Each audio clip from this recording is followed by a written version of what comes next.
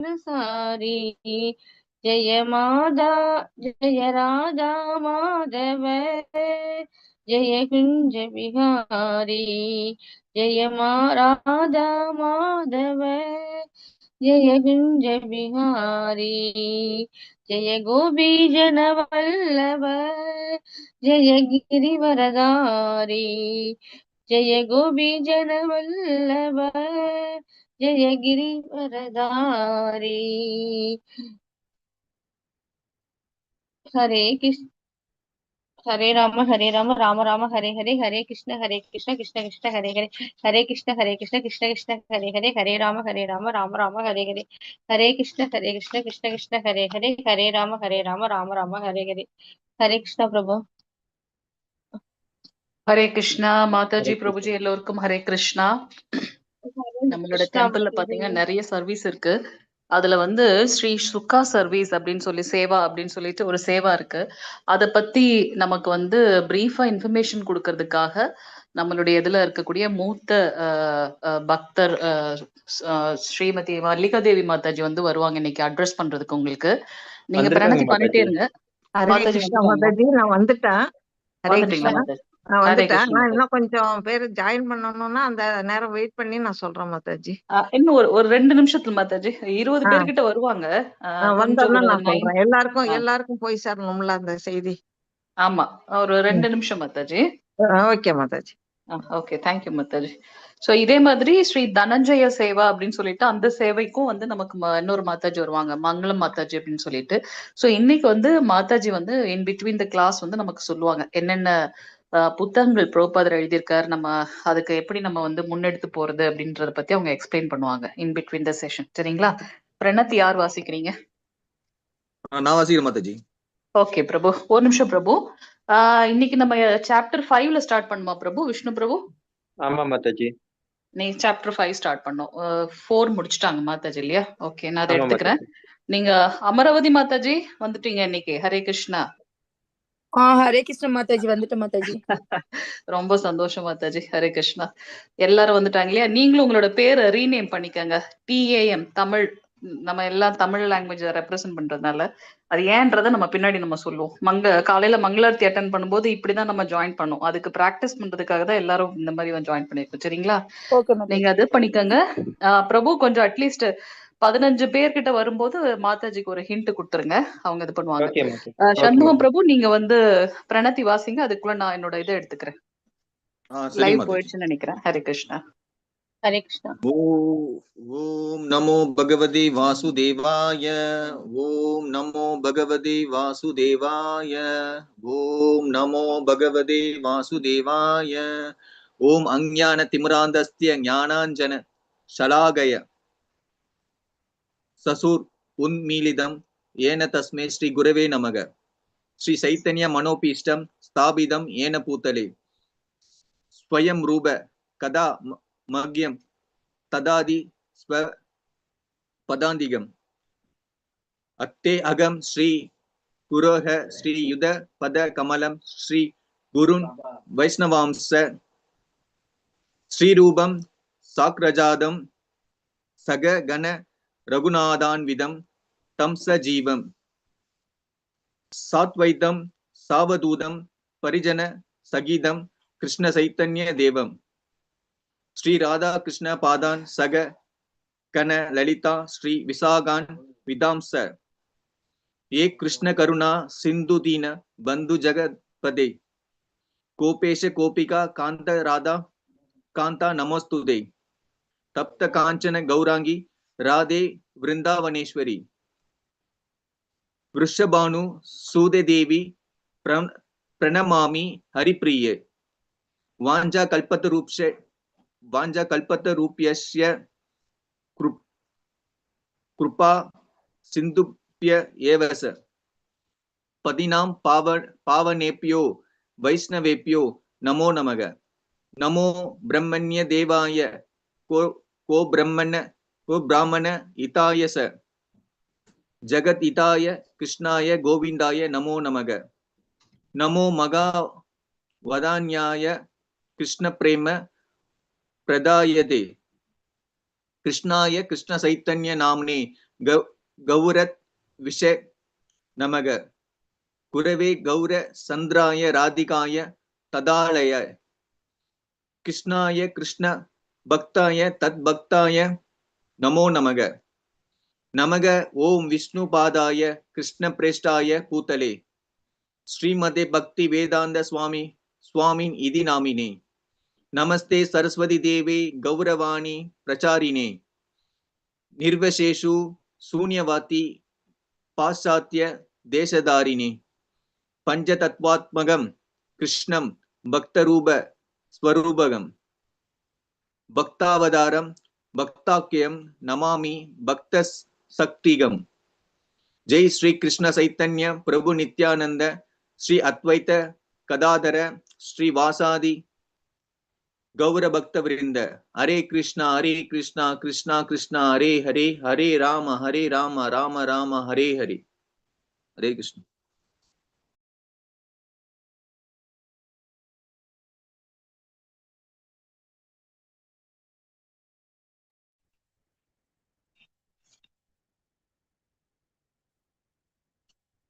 ஹரே கிருஷ்ண மாதாஜி, பிரணாம் மாதாஜி. மாதாஜி நீங்க சொல்லிடுறீங்களா மாதாஜி? அப்புறம் நாங்க செஷன் ஸ்டார்ட் பண்ணிக்கிறோம்.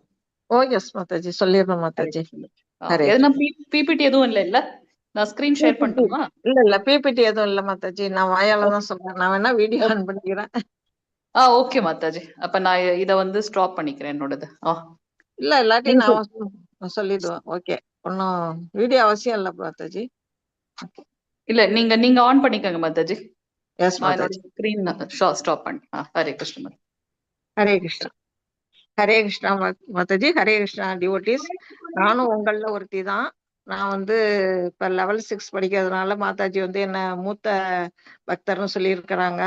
நம்ம ஸ்ரீல பிரபுபாதாவோட நிலையோட பார்க்கும்போது நான்லாம் ஒரு தூசி, கால் தூசிக்கு கூட இருக்க மாட்டேன். அந்த நிலையில தான் இருக்கிறோம். ஏன்னா அவர் வந்து 69 வயசுக்கு மேல இந்த அவருடைய சேவையை வந்து எங்க தொடங்கினாரு? வெளிநாட்டுல போய் தொடங்கினாரு.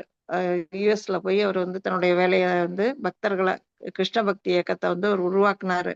அங்க மேலை நாடெல்லாம் எப்படி இருப்பாங்க? ஹிப்பீஸா இருப்பாங்க. அந்த நாட்டுல போய் நம்ம இந்திய கலாச்சாரத்தை அங்க பரப்பி, கிருஷ்ண பக்தியை பரப்பி, நம்முடைய இஸ்கானுக்கு வந்து அவர் தான் ஃபவுண்டர் ஆச்சாரியா அப்படிங்கிற நிலையில அவர் நிறைய தொண்டுகள்லாம் செஞ்சிருக்கிறாரு.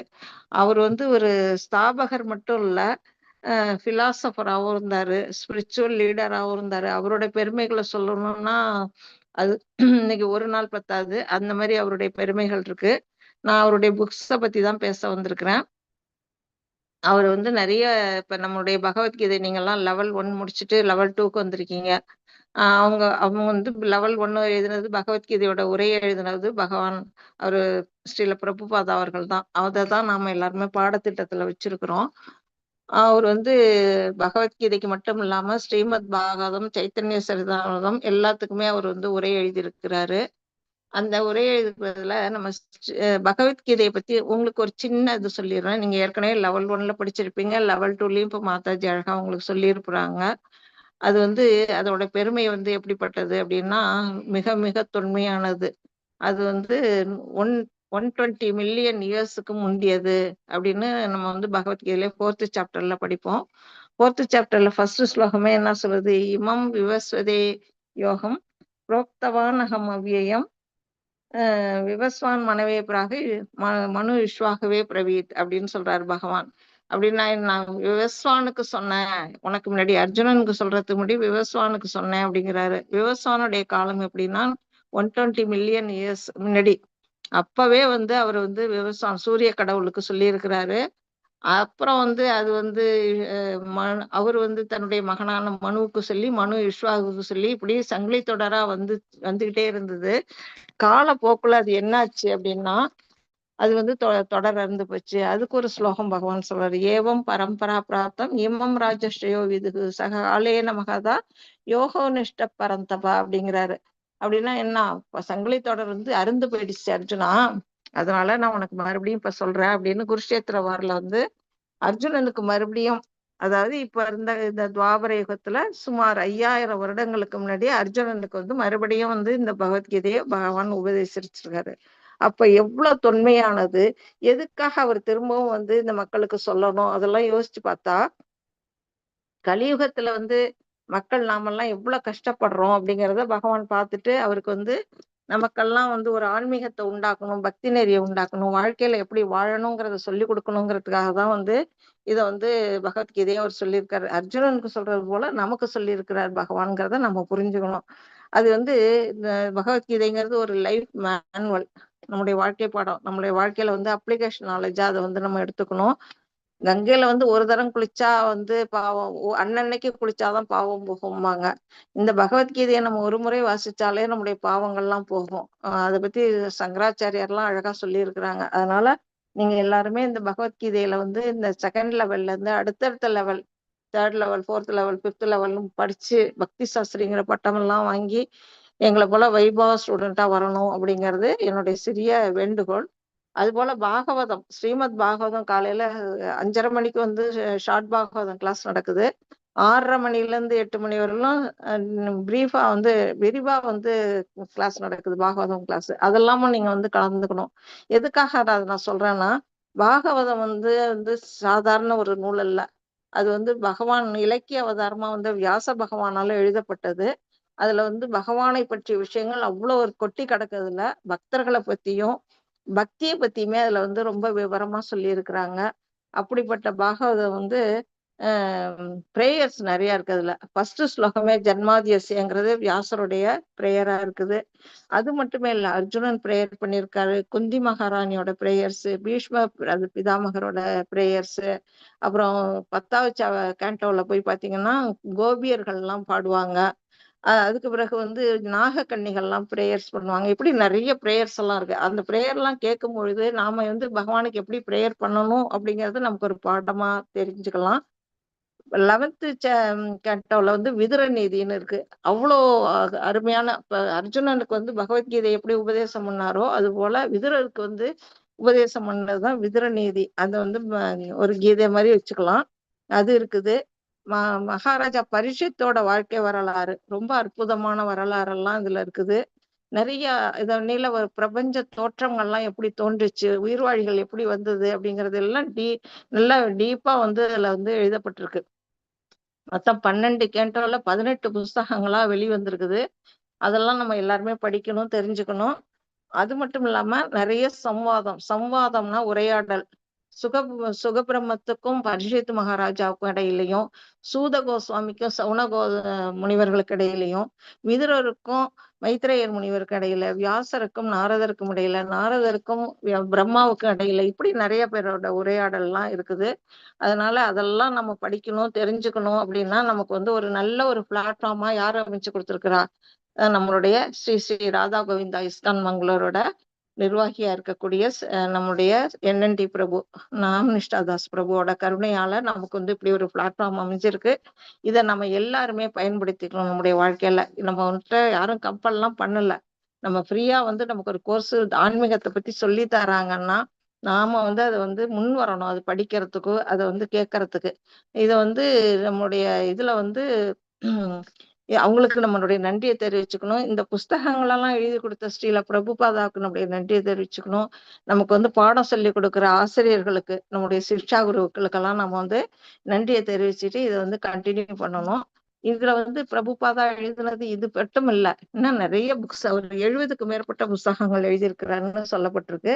அதுல எனக்கு தெரிஞ்ச அளவு நான் வந்து ஓரளவுக்கு குறிச்சு வச்சிருக்கிறேன். அதை மட்டும் சொல்றேன், கேட்டுங்க. Krishna book, supreme personality of Godhead, அது உங்களுக்கு ஓரளவுக்கு தெரிஞ்சிருக்கும். அப்புறம் the science of self realisation, தன்னை அறியும் விஞ்ஞானம். அப்புறம் teaching of lord Chaitanya, teaching of Kunti Maharani, teaching of Kapila. அப்புறம் perfect questions, perfect answers, on the way to Krishna, கிருஷ்ணர் செல்லும் வழியில், லைஃப் கம்ஸ் ஃப்ரம் லைஃப், அதாவது வாழ்க்கை உயிரிலிருந்து வருகிறது, journey of self discovery, the perfection of yoga. அப்புறம் ராஜ வித்யா, அதாவது நம்ம 9th சாப்டர்ல படிக்கிறோம்ல, கிங் ஆஃப் நாலேஜ், அது வந்து அறிவின் அரசன். அது தி பாத் ஆஃப் பர்ஃபெக்ஷன், முழுமையான பாதை இது, elevation of Krishna, message of Godhead, Veda secret from the east, அதுல இருந்து ஒரு புக்கு, ரெனன்சியேஷன் த்ரூ விஸ்டம், ஞானத்தின் மூலம் துறவு. அப்புறம் பிரேயர்ஸ் ஆஃப் கிருஷ்ணா, அது பத்தி ஒரு இது புக்கு. அப்புறம் கீதா ஞான், அதாவது பாடல்களாவே எழுதியிருக்கா, சிங்கிங் ஆஃப் சாங் டிவைன் அப்படின்னு. அப்புறம் கிருஷ்ணா தி ரிசர்வர் ஆஃப் பிலாசபரா இல்ல, இந்த கிருஷ்ணா ரிசர்வர் ஆஃப் பிளஷர், அது இன்பத்தின் ஊற்று, அந்த மாதிரி ஒரு புக்கு. அப்புறம் sand and be happy.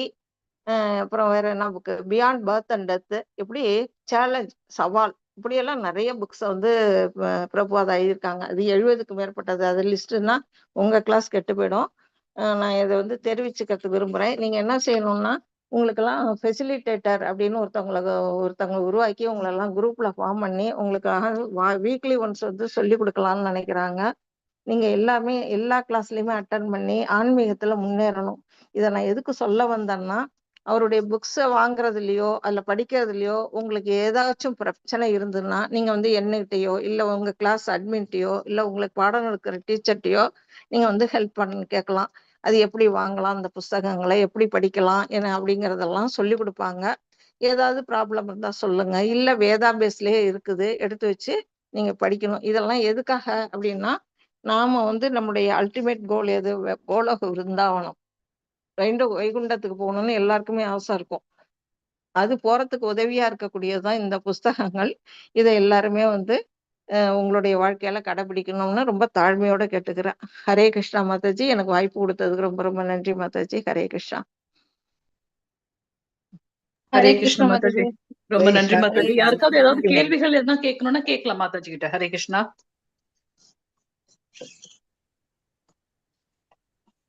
Kumudha Mataji ஏதோ சொல்ல வந்தீங்களே, கேளுங்க. ஏதாவது டவுட்னா கேட்கலாம். ஹரே கிருஷ்ணா. சண்முகம் பிரபு. அது புக்ஸ் மாதாஜி தமிழ்ல எழுதிருக்காரு பிரபுபாதர். என்ன பிரபு? தமிழ்ல புக்ஸ் துவக்கிருக்கிறாங்க எல்லா புக்குமே. இப்ப நான் ஒரு சரி. லிஸ்ட் மாதிரி சொன்னேன்ல, அது எல்லாமே பிரபுபாதா எழுதின புக்ஸ் தான் பிரபு. அதனில ஒரு உரை எழுதின புஸ்தகம் தான். அதாவது பகவத்கீதைக்கு பாகவதம், சைத்தன்ய சரிதாமிரம், இதுக்கெல்லாம் உரை எழுதியிருக்காரு. நீங்க நெக்ஸ்ட் லெவல் போனீங்கன்னா ஈஷோபநிஷத்து, என்ஓஐ, என்ஓடி, அதாவது nectar of instruction, nectar of devotion, அதெல்லாமும் ஒரு பிரபுபாதா வந்து எழுதியிருக்கிறாங்க. அதெல்லாமும் உங்களுக்கு பாடத்திட்டத்துல வரும். இந்த நீங்க கேக்குறது என்ன கேட்டீங்க பிரபு? அவர் வந்து தமிழ்ல வந்து இப்ப எல்லாமே கிருஷ்ணரை பத்தி தான் அந்த books, art of living, the lives come from life, life come from lives, அது ஆமா, வந்து இந்த லைஃப். ஆன்மீகத்தை பத்தியா இல்ல அவருடைய சொந்த கருத்துல எழுதியிருக்காரா? அது கிருஷ்ணரை பத்தி எழுதியிருக்காரா? ஆமா, எல்லாமே கிருஷ்ணரை மையமா வச்சு எழுதுனதுதான் பிரபு. சரிங்க மத்த, சரிங்க. எல்லாமே கிருஷ்ணரை மையமா வச்ச புஸ்தகம் தான். எல்லா புக்ஸும் படிச்சு பார்த்தாதான் நமக்கு வந்து எந்த அளவுல ஆன்மீக பக்தின்னு எல்லாம் ஒரு புக் எழுதியிருக்கிறாரு. பக்தி அது எப்படி நம்ம எப்படி ஒரு ஆரம்ப நிலை பக்தன் வந்து எப்படி பக்தியில முன்னேறலாம் அப்படிங்கிறதுக்கு ஒரு புக்ஸ் எழுதியிருக்கிறாரு. நமக்கு படிக்க படிக்க வந்து நமக்கு எப்படி இன்னும் இம்ப்ரூவ் பண்ணிக்கலாம் நம்ம பக்தின்னு அதுல இருந்து தெரிஞ்சுக்கலாம் பிரபு. சரி ஹரே மாதா, கிருஷ்ணா நன்றி மாதா. ஹரே கிருஷ்ணா. மாதாஜி. ஹரே கிருஷ்ணா. இந்த கிருஷ்ணர் புருஷோத்தமராகி முழு முதல் கடவுள்னு சொல்லிட்டு ஒரு புக் எழுதியிருக்காருங்க மாதாஜி. ஆமா ஆமா மாதாஜி. அது என்ன, எது அடிப்படையில வருது அந்த கிருஷ்ணருடைய உச்ச ஆளுமை, அவர் வந்து அவருடைய எப்படி வந்து சுப்ரீம் பர்சனாலிட்டியா இருக்கிறாரு அப்படின்னு. அதாவது பாகவதத்துல 10th கேண்டோல வருது மாதாஜி கிருஷ்ணரை பத்திய. அவர் பிறப்பு, அவருடைய லீலைகள், அவர் என்னென்ன செஞ்சார் அற்புதங்கள் அவருடைய வாழ்க்கையில, இந்த துவாபர யுகத்துல வந்து அவர் நிகழ்த்திய லீலைகள் எல்லாம் அதுல வந்து 10th கேண்டோல வரும். அத வந்து சுருக்கி இந்த கிருஷ்ணாங்கிற புக்ல வந்து நமக்கு கொடுத்திருக்கிறாங்க மாதாஜி. அதுவும் கீதை மாதிரியும் 10 நிறைய அத்தியாயங்கள் இருக்குதுல. ஆமா, நிறைய இருக்கும். ஆனா படிக்க ரொம்ப ரொம்ப இன்ட்ரெஸ்டா இருக்கும். நீங்க படிச்சு பாத்தீங்கன்னா கீழே வைக்க மாட்டீங்க. அது நிறைய பக்கங்கள் நிறைய இருக்கு. 1000 பக்கங்கள் இருக்குங்க மாதாஜி. அதுல ஒரு 200 பக்கங்கள் தான் படிச்சேன் நானு. மன்னிக்கவும், அதுல நானும் புக்கு வாங்கியிருக்கேன். கிருஷ்ணர் இது 90 அத்தியாயத்துல 30 அத்தியாயம் முடிச்சிருக்கிறேன் மாதாஜி. டெய்லி ஒரு அத்தியாயம் நான் அது படிக்கிறேன். ஏன்னா அது படிக்க அதாவது ஸ்வீட்டுன்னா தெரியாது, அதை சுவைச்சாதான் தெரியுங்கிற மாதிரி அதை படிக்க ஒவ்வொரு வார்த்தையும் ஒரு இதுவும் நம்ம கிருஷ்ணர்கிட்டயே அங்கேயே அவர்கிட்டயே அந்த காலத்துக்கு போய் நம்ம வாழ்ற மாதிரி ஃபீல் ஆகும் மாதாஜி. நீங்க டெய்லி பொறுமையாவே ஒரு அத்தியாயம் நீங்க படிங்களா? 90 அத்தியாயம் தான். நம்ம முடிச்சிடலாம். அது படிக்க படிக்க இன்னும் நானும் அதை வாங்கி படிச்சிட்டு இருக்கிறேன். அப்புறம் மாதாஜி ஒரு பாகவதம் முதல் காண்டோ படிச்சிருக்கேன். அதுல மொழிபெயர்ப்பு பொருளுரைன்னு வருது. நான் எல்லாமே அதை படிச்சுட்டு தான் நான் வரேன். அதுல கொஞ்சம் நிறைய விளக்கங்கள் எனக்கு சந்தேகங்கள்லாம் இருக்கு மாதாஜி. அப்புறமா உங்களுக்கு தனிப்பட்ட முறையில கேட்கலாமா? கேட்கலாம், தாராளமா கேட்கலாம்.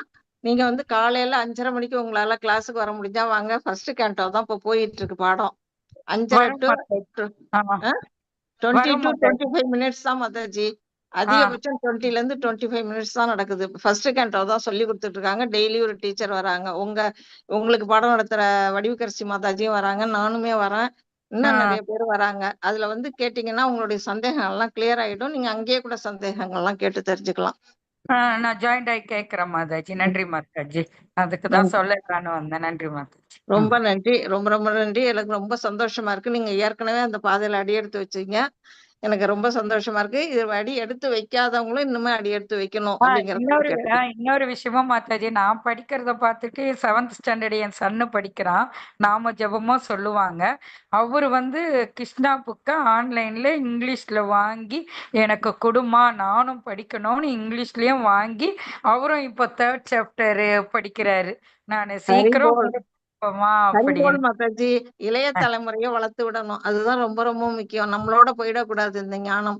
அடுத்தடுத்த தலைமுறைகள் அதுல வரணுங்கிறது தான் நம்மளுடைய எல்லாருடைய நோக்கமா இருக்கணும்.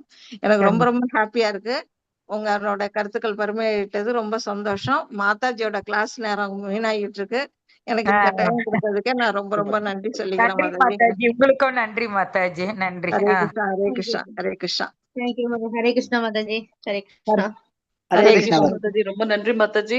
உங்களுக்கு ஹரே கிருஷ்ணா எல்லாருக்கும் மாதாஜி. எக்ஸ்பிளைன் பண்ணதுக்கு நன்றி மாதாஜி. ஹரே நன்றி கிருஷ்ணா மாதாஜி. நன்றி மாதாஜி. நான் லீவ் வைக்கிறேன் மாதாஜி. ஹரே கிருஷ்ணா. ஓகே மாதாஜி. ஹரே கிருஷ்ணா மாதாஜி. ஹரே கிருஷ்ணா. எல்லாரும் ஒரு தடவை மாதாஜிக்காக ஹரே கிருஷ்ணா சொல்லிடலாம் உறக்க. ஹரே ஹரே கிருஷ்ணா ஹரே ஹரே கிருஷ்ணா கிருஷ்ணா ஹரே கிருஷ்ணா கிருஷ்ணா கிருஷ்ணா கிருஷ்ணா ஹரே ஹரே ஹரே ஹரே ஹரே ஹரே கிருஷ்ணா ஹரே ராம கிருஷ்ணா ராம கிருஷ்ணா ராம கிருஷ்ணா ராம ஹரே ஹரே ஹரே ஹரே ஹரே கிருஷ்ண கிருஷ்ண கிருஷ்ண ஹரே ஹரே ஹரே ராம ராம ராம ஹரே ஹரே ஹரே ஹரே. கிருஷ்ண ஹரே ஹரே கிருஷ்ணா கிருஷ்ண மாதாஜி. ஹரே கிருஷ்ண ஹரே ஹரே ஹரே ஹரே. கிருஷ்ணா. எல்லாருக்கும் ரொம்ப ரொம்ப நன்றி. ஹரே கிருஷ்ணா. லீவ் வைக்கிறேன் நன்றி. மாதாஜி. ஹரே ஹரே கிருஷ்ணா கிருஷ்ணா. ஹரே கிருஷ்ணா. ஹரே கிருஷ்ணா, ஹரே கிருஷ்ணா. ஹரே கிருஷ்ணா. இன்னைக்கு நாம 5வது அத்தியாயத்தை பார்க்க போகின்றோம். கர்மயோகம், கிருஷ்ண உணர்வில் செயல். நாம் செய்யக்கூடிய கர்மங்களை எப்படி பகவானுடைய உணர்வுல செய்யணும் அப்படின்றத பத்தி தான் இந்த 5வது அத்தியாயம். ஏற்கனவே கர்மயோகம் அப்படின்னு பார்த்தோம். அது எந்த எந்த அத்தியாயம்?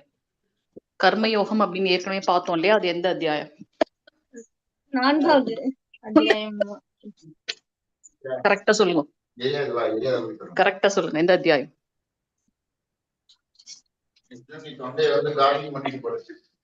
3வது ஹரே கிருஷ்ணா. அத்தியாயம் மாதாஜி. 3வது அத்தியாயம் மாதாஜி. 3வது அத்தியாயம் 3வது கர்மயோகம் அத்தியாயம் அப்படின்னு பார்த்தோம் இல்லையா? கர்மயோகம். So இது வந்து அந்த கர்மங்களை எப்படி கிருஷ்ண உணர்வில் செய்தல் அப்படின்றத பத்தி இந்த அத்தியாயத்துல முழுமையாக பார்க்க போகின்றோம். சோ இன்னைக்கு வந்திருக்கக்கூடிய அனைத்து பக்தர்களையும் ஸ்ரீ ஸ்ரீ ராதா கோவிந்த இஸ்கான் மேங்களூர் சார்பாக வருக வருக என்று வரவேற்கின்றோம். என்னோட செஷன் நம்ம போலாம். ஓகே. சோ 4வது அத்தியாயத்தோட தலைப்பு என்ன? உன்னத அறிவு. உன்னத அறிவு மாதாஜி. ஞான யோகம் அப்படின்னு பார்த்தோம். உன்னத அறிவு, ஞான யோகம் அப்படின்னு பார்த்தோம். சோ அதுல வந்து எது வந்து நித்தியமான கல்வி அது அப்படின்றத பார்த்தோம். எது பகவானை பற்றி புரிந்து கொள்வதுதான் நித்தியமான கல்வி. ஞான யோகம், அந்த ஞானத்தின் மூலமாக பகவான் இடத்துல நாம கனெக்ட் ஆகுறது. யோகம்னா ஜீவாத்மா பரமாத்மாவோட இணைதல், அவரை பத்தி புரிஞ்சுண்டு அவரிடத்துல இது பண்ணது. இன்னைக்கு கூட மாதாஜி சொன்னாங்க, தமிழ் ஷார்ட் பாகவதம் கிளாஸ் 1.5.36வது ஸ்லோகத்துல வந்து கர்ம மிஸ்ர பக்தி யோகம் அப்படின்னு பாக்குறோம். கர்மங்களை கிருஷ்ண உணர்வில் நாம செய்யும் போது பகவான் அந்த ஞானத்தை கொடுக்கிறார், அவரை வந்து அடைவதற்குண்டான ஞானத்தை கொடுக்கிறார் அப்படின்னு பாக்குறோம். சோ எது வந்து நித்தியமான கல்வி அப்படின்னா பகவானை பத்தி தெரிஞ்சுக்கிறது தான் நித்தியமான கல்வி. பௌதீகமாக டபுள் டாக்டரேட், ட்ரிபிள் டாக்டரேட், ஒரு சிலர்லாம் 145 டிகிரி வாங்கி வச்சிருக்கேன்னு சொல்றாங்க. அதெல்லாம் விட உயர்ந்தது எது அப்படின்னாக்கா பகவானை பத்தி தெரிஞ்சுட்டு அவர் இடத்துல சரணடையுது. ஏன் அப்படின்னா அதுதான் இந்த வாழ்க்கையோட குறிக்கோள். இந்த ஞானத்தை யாரால பெற முடியும்? பக்தனால, நண்பனால. யாரு சரியான கேள்வி ஞானம் வச்சிருக்காங்களோ, யாரு உண்மையாலுமே அந்த கேள்விக்கு பதில் வேணும்னு தேடுறாங்களோ அவங்களால, ஆசிரியர் ஆன்மீக குரு கொடுத்த கட்டளையை பின்பற்றுறாங்களோ அவங்களால இந்த ஞானத்தை பெற முடியும். யாருக்கிட்ட இருந்து இந்த ஞானத்தை பெறுவது? அதிகாரப்பூர்வமான அங்கீகரிக்கப்பட்ட குரு சீட பரம்பரையிலிருந்து வந்தவங்க கிட்ட நம்ம அந்த ஞானத்தை கேட்கணும். ஏன் அப்படின்னா தத்விதி பிரணிபாதேன பரிபிரஷ்னேன சேவையாம் அப்படின்னு பாக்குறோம். அவரை அருகி அவருக்கு தகுந்த பணிவிடைகளை செய்து பணிவாக ஞானத்தை அவரிடமிருந்து கேட்டு பெற வேண்டும். ஏன்னா வேதத்துல சொல்லப்பட்டது போலவே தன்னுடைய வாழ்க்கையை அமைத்துக் கொண்டவர், தன்னுணர்வை பெற்றவர் அவர். அப்ப அதே ஞானத்தை நமக்கு அவர் கிளியரா கொடுக்க முடியும். அதனாலதான். சரிங்களா? அடுத்து அந்த ஞானம் எதை பற்றியது அப்படின்னாக்கா பகவானை பற்றியது. பகவான் எப்பொழுதெல்லாம் அவதாரம் செய்கின்றார்? ஒவ்வொரு யுகத்திலையும் தர்மத்தை காப்பதற்காகவும் அதர்மத்தை அழிப்பதற்காகவும் பகவான் தோன்றுகின்றார். அதற்காக பகவான் அங்க கோலோக விருந்தாவனத்துல இருந்து இங்க வர வேண்டிய அவசியம் இல்லை. இருந்தாலும் பக்தர்களை மகிழ்விப்பதற்காக, தானும் இன்புறுவதற்காக பகவான் அவதரிக்கின்றார் அப்படின்னு பாக்குறோம்.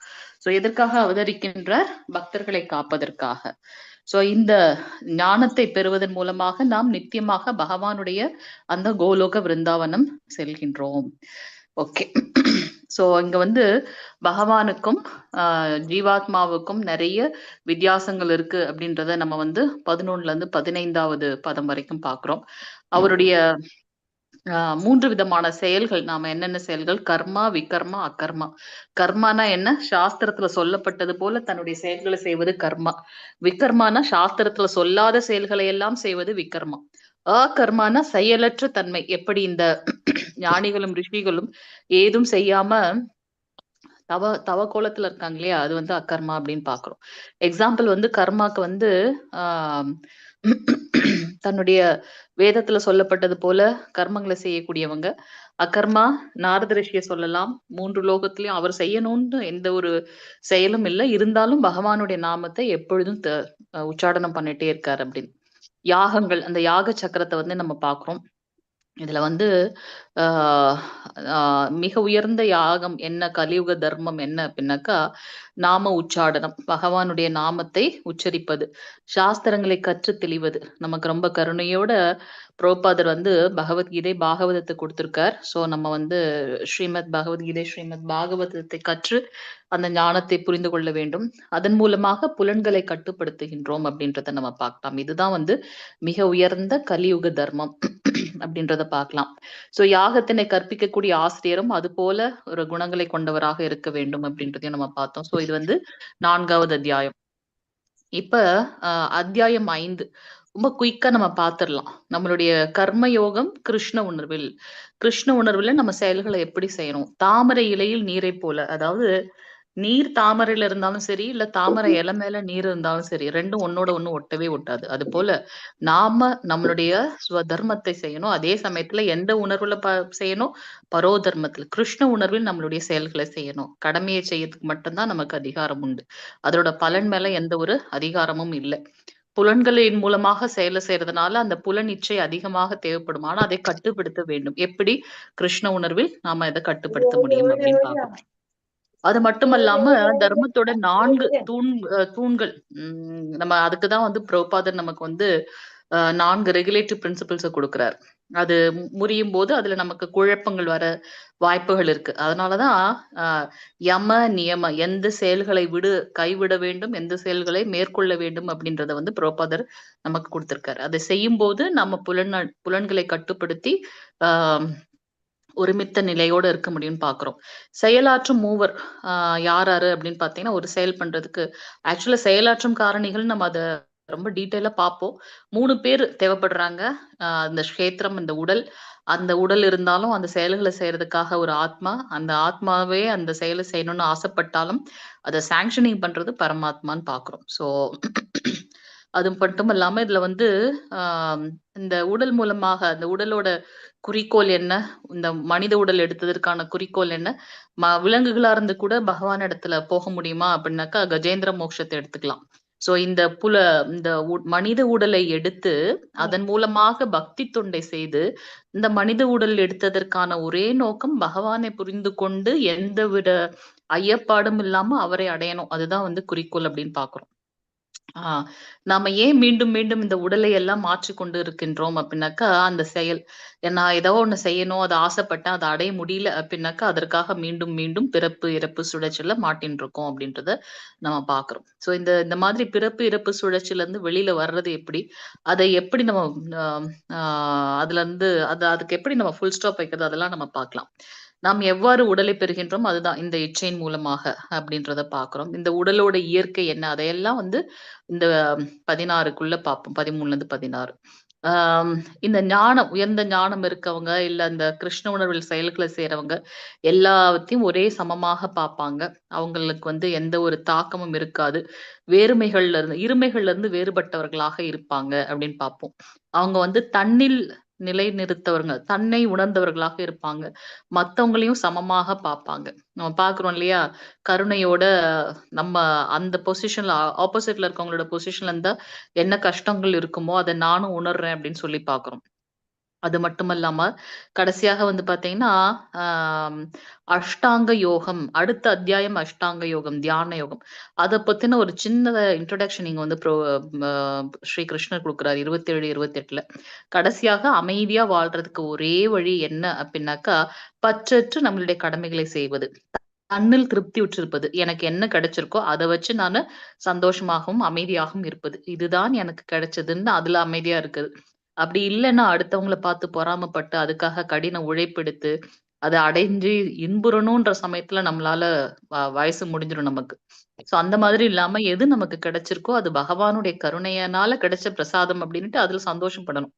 அப்படிதான் வந்து அமைதியாக இருக்க முடியும் அப்படின்றத நம்ம பார்க்கலாம். பகவானை எப்படி திருப்திப்படுத்துறதுன்றது மட்டுமே நோக்கமாக கொண்டு அவரை திருப்திப்படுத்துவதற்காக அனைத்து செயல்களையும் அர்ப்பணிக்கிறது. அதுதான் இந்த அத்தியாயத்தோட சாரம். கிருஷ்ண உணர்வில் நம்மளுடைய செயல்களை செய்வது அப்படின்றத நம்ம பார்க்கலாம். ஏன் அப்படின்னா அவரே அனைத்திற்கும் உரிமையாளர், எல்லோருடைய நலன் விரும்பியும் அவர்தான். அவருக்கு எதிராக நானும் அனுபவிக்கணும்னு நினைச்சதுனாலதான் இங்க கஷ்டப்பட்டுட்டு இருக்கோம். இப்ப பக்தர்கள் சங்கத்திலையும் ஆச்சாரியர்களோட கருணையிலும் நாம அந்த ஞானம் கிடைக்கும் போது அதை முயற்சி செய்து பகவானை அடைய வேண்டும் அப்படின்னு பார்க்கணும். சோ இங்க வந்து பற்றற்று கடமைகளை செய்யறது எப்படி, செயலாற்றக்கூடிய 3 பேர் யாரு, அனைவரையும் எப்படி வந்து சமமாக அவங்கள பாக்குறது, அஷ்டாங்க யோகத்தை பத்தின ஒரு அறிமுகம், அமைதிக்கான வழி என்ன அப்படின்றத இந்த அத்தியாயத்தோட சுருக்கத்துல நம்ம பாக்குறோம். இதுல வந்து பாத்தீங்கன்னா முதல் பதம் அர்ஜுன உவாச்ச சந்நியாசம் கர்ம நாம் கிருஷ்ண புனர் யோகம் சம்சசி யச்ரேயேதயோர்யேகம் தன்மே ப்ருஹூசோ நிஷ்டிதம். அர்ஜுனன் சொல்ற, கிருஷ்ணரே முதல்ல செயலை துறக்க சொன்னீங்க, அப்புறம் பக்தியோட செயலாற்ற சொன்னீங்க. இது ரெண்டுத்துல எது சிறந்தது? செயலை துறப்பது சிறந்ததா அல்லது பக்தியுடன் செயலாற்றுவது சிறந்ததா? இங்க ரெண்டு பிக்சர் நம்ம பாக்குறோம். எந்த செயலும் செய்யாம நான் வந்து புலன்களை கட்டுப்படுத்தி தனக்குள்ள இருக்கக்கூடிய பரமாத்மாவோட இணையணும்னு நினைச்சு போறாங்களே, அதை காட்டிலும் பக்தர்கள். ஏன்னா 18வது அத்தியாயத்துல ஸ்ரீ கிருஷ்ணர் சொல்றாரு 68வது பதத்துல, எந்த உயர்ந்த ஞானத்தை, ரகசியமான ஞானத்தை எவன் ஒருவன் மற்றவர்களிடத்தில் எடுத்து கூறுகின்றானோ அவன் எனக்கு மிகவும் பிரியமானவன் சொல்ற. அப்ப தான் மட்டும் இன்புறுவது மட்டுமல்லாம தன்னை போல மத்தவங்களையும் இந்த சம்சார சாகரத்துல இருந்து வெளியே கொண்டு வர்றதுக்காக அவர் முயற்சி பண்றாரு இல்லையா? ஏன்னா பகவானும் அதுக்காக தான் ஆசைப்பட்டு இருக்கார். அப்ப அவருடைய செயலை தளபதி போல எடுத்து செய்யறதுனால அந்த பக்தர்கள் எனக்கு வந்து மிகவும் பிரியமானவர்கள் அப்படின்றது சொல்ற. சோ அத இங்க அர்ஜுனன் கேட்கிறார், எது சிறந்தது? எல்லாத்தையும் விட்டுட்டு துறவரம் போறது சிறந்ததா இல்ல பக்தியோட என்னுடைய செயலை செய்வது சிறந்ததா அப்படின்றத இங்க நம்ம பாக்குறோம். அடுத்தது இதுல இருந்து நமக்கு என்ன தெரியுது அப்படின்னாக்கா, நமக்கு ஏதாச்சும் சந்தேகம் இருந்துச்சு அப்படின்னா தகுந்த அதிகாரிகளிடமிருந்து கேட்டு அதை தெரிந்து கொள்ள வேண்டும் அப்படின்றத நமக்கு வந்து இங்க அர்ஜுனன் மூலமாக தெரிகின்றது. ஸ்ரீ பகவானுவாச்ச சந்நியாச கர்ம யோகஸ்ட நிஸ்ரேயச கராஉபௌ தயோஸ்து கர்ம சந்நியாசாத் கர்ம யோகோ விசிஷ்யத்தே. பகவான் சொல்றார், செயலை துரத்தல் பக்தியுடல் செயல்படுதல் ரெண்டுமே வந்து முக்திக்கு ஏற்றது. ரெண்டு பேருமே முக்தி அடையறாங்க. ஆனா அந்த 2 பேர்ல செயலை செய்யாம இருக்காங்களே அவங்கள காட்டிலும் பக்தி தொண்டில் செயல்படுவது மிகவும் சிறந்தது. தனக்கு இட்ட கடமையை கிருஷ்ண உணர்வில் செய்யறாங்க இல்லையா, அவங்க மிகவும் சிறந்தவர்கள். செயலற்ற தன்மையில இருக்கக்கூடிய ரிஷிகள், முனிவர்கள் அவங்கள காட்டிலும் இவங்க சிறந்தவர்கள் அப்படின்றத நம்ம பாக்குறோம். ஏன் அப்படின்னா பக்தி தொண்டு துறவை விட மேன்மையானது, ரொம்ப திவ்யமானது. அதே ஞானத்தை எல்லாருக்கும் எடுத்து சொல்றாங்க. அதே ஆஹ் மத்த விஷயங்கள் வந்து பாவ விளைவுகள் வந்து விடுவிக்க கூடியது. ஏன்னா அவங்க செயலே செய்யலையே. சோ கிருஷ்ண உணர்வுல அவங்க இருக்காங்களான்றதுதான் முக்கியம். இப்ப நம்ம பார்க்கணும், விஸ்வாமித்திரர் கூட தான் வந்து செயலற்ற தன்மையில இருந்தார். எத்தனையோ வருடங்கள் தவம் செய்து எல்லா பலன்களையும் அனுபவிச்சார். ஆனா அந்த தண்ணிக்குள்ளார போய் மனம் சஞ்சலப்படுது. ஹிரண்யகசிபோடது பாக்குறோம். எத்தனையோ ஆயிரக்கணக்கான வருடங்கள் வந்து அவன் தவம் பண்ணினான். தவம் பண்ணி அதோட நோக்கம் என்னவாக இருந்துச்சு? பிரம்மதேவரை காட்டிலும் நான் உயர்ந்து சாகா வரம் பெற வேண்டும் அப்படின்ற ஒரு தீமையான நோக்கம் அப்படின்றத நம்ம பாக்குறோம். சோ செயலற்ற தன்மைன்றது சிறந்ததா, இல்ல கோபியர்கள் போல தன்னுடைய கடமையை கிருஷ்ண உணர்வில் செய்வது சிறந்ததா? சொல்லுங்க பாக்கலாம். போல கிருஷ்ண உணர்வில் செய்வது. அங்க அந்த இவங்க எல்லாம் வந்து செயலற்ற தன்மையில வந்து என்ன பண்றாங்க, புலன்களை எல்லாம் கட்டுப்படுத்தி பகவான் அடையணும்னு நினைக்கிறாங்க. ஆனா அதை காட்டிலும் உயர்ந்தது எது அப்படின்னாக்கா, தன்னுடைய கடமையை கிருஷ்ண உணர்வில் செய்வது சிறந்தது அப்படின்னு பாக்குறோம். நேயச நித்ய சந்யாசு யோனத் வேஷ்டின காங்ஷதி நிர்த்வந்த்வோஹி மகாபாகோ சுகம் பந்தாத் பிரமுச்சதே. எவனொருவன் தனது செயல்களின் விளைவுகளில் விருப்பு வெறுப்பு அற்றவனோ அவனே நிரந்தரமான சன்னியாசி. யாரு சன்னியாசிங்க? நான் எந்த செயலும் செய்யாம இருக்கிறேன் இல்லையா, நான் தான் சன்னியாசி. அப்படி இல்ல. நான் செயலை செய்யறேன், ஆனா அதுல இருக்கக்கூடிய பலன்கள் மேல விருப்பு வெறுப்பு இல்ல, இன்ப துன்பத்தை எடுக்கல, எல்லாத்தையும் சமமா நினைச்சுன்னு போறேன். சோ இந்த இருமைகள்ல இருந்து விடுபட்டு இருக்கானே அவன் தான் பௌதீக பந்தங்களை எளிதில் வென்று முழுமையாக முக்தி அடைகின்றான். இந்த கடினமான ஜல உலகத்துல, இது வந்து இரும்பு உலகம் அப்படின்னு சொல்றோம், கலியுகம், இரும்பு யுகம். இந்த யுகத்துல இருந்தாலும் நமக்கு வந்து கண்டிப்பா அந்த மூவகை துன்பங்கள் இருக்கு. பிறப்பு, இறப்பு, மூப்பு, நோய்ன்ற அந்த 4 துன்பங்கள் இருக்கு. இதுல இருந்து யாருமே தப்பிக்க முடியாது. ஆனா எவரொருவர் பக்தி தொண்டில் முழுமையாக ஈடுபட்டிருக்காங்களோ, நான் இந்த லோகத்துக்கு ஏன் வந்திருக்கேன், இந்த உடம்பை ஏன் எடுத்திருக்கேன், ஏன்னா இது என்னுடைய கர்ம பலன். இதுல இருந்தாலுமே கூட மத்தவங்களுக்கு முன்மாதிரி போல பக்தி தொண்டை எடுத்துரைக்கவும் பக்தி தொண்டை பயிற்சி செய்யவும் செய்யறதுனால இந்த பௌதீக துன்பங்கள் என்ன ஒண்ணுமே செய்யாது. அப்படி உயர்ந்த நிலையில இருக்கக்கூடிய பக்தர்கள் ஒரு ஆன்மீக உடல் வேண்டும் என்பதை பத்தி யோசிக்கிறதே கிடையாது. அந்த பக்தர்கள் வந்து என்ன நினைப்பாங்க அப்படின்னாக்கா, நம்ம வந்து பாதாள லோகம் போனாலும் பரவாயில்ல, நரகலோகம் போனாலும் பரவாயில்ல, கிருஷ்ணா எப்போதும் உனக்கு பக்தி தொண்டு செய்து கொண்டே இருக்க வேண்டும், அந்த உணர்வை மட்டும் எனக்கு கொடுங்கள் அப்படின்னு வேண்டுவாங்களாம் பக்தர்கள்.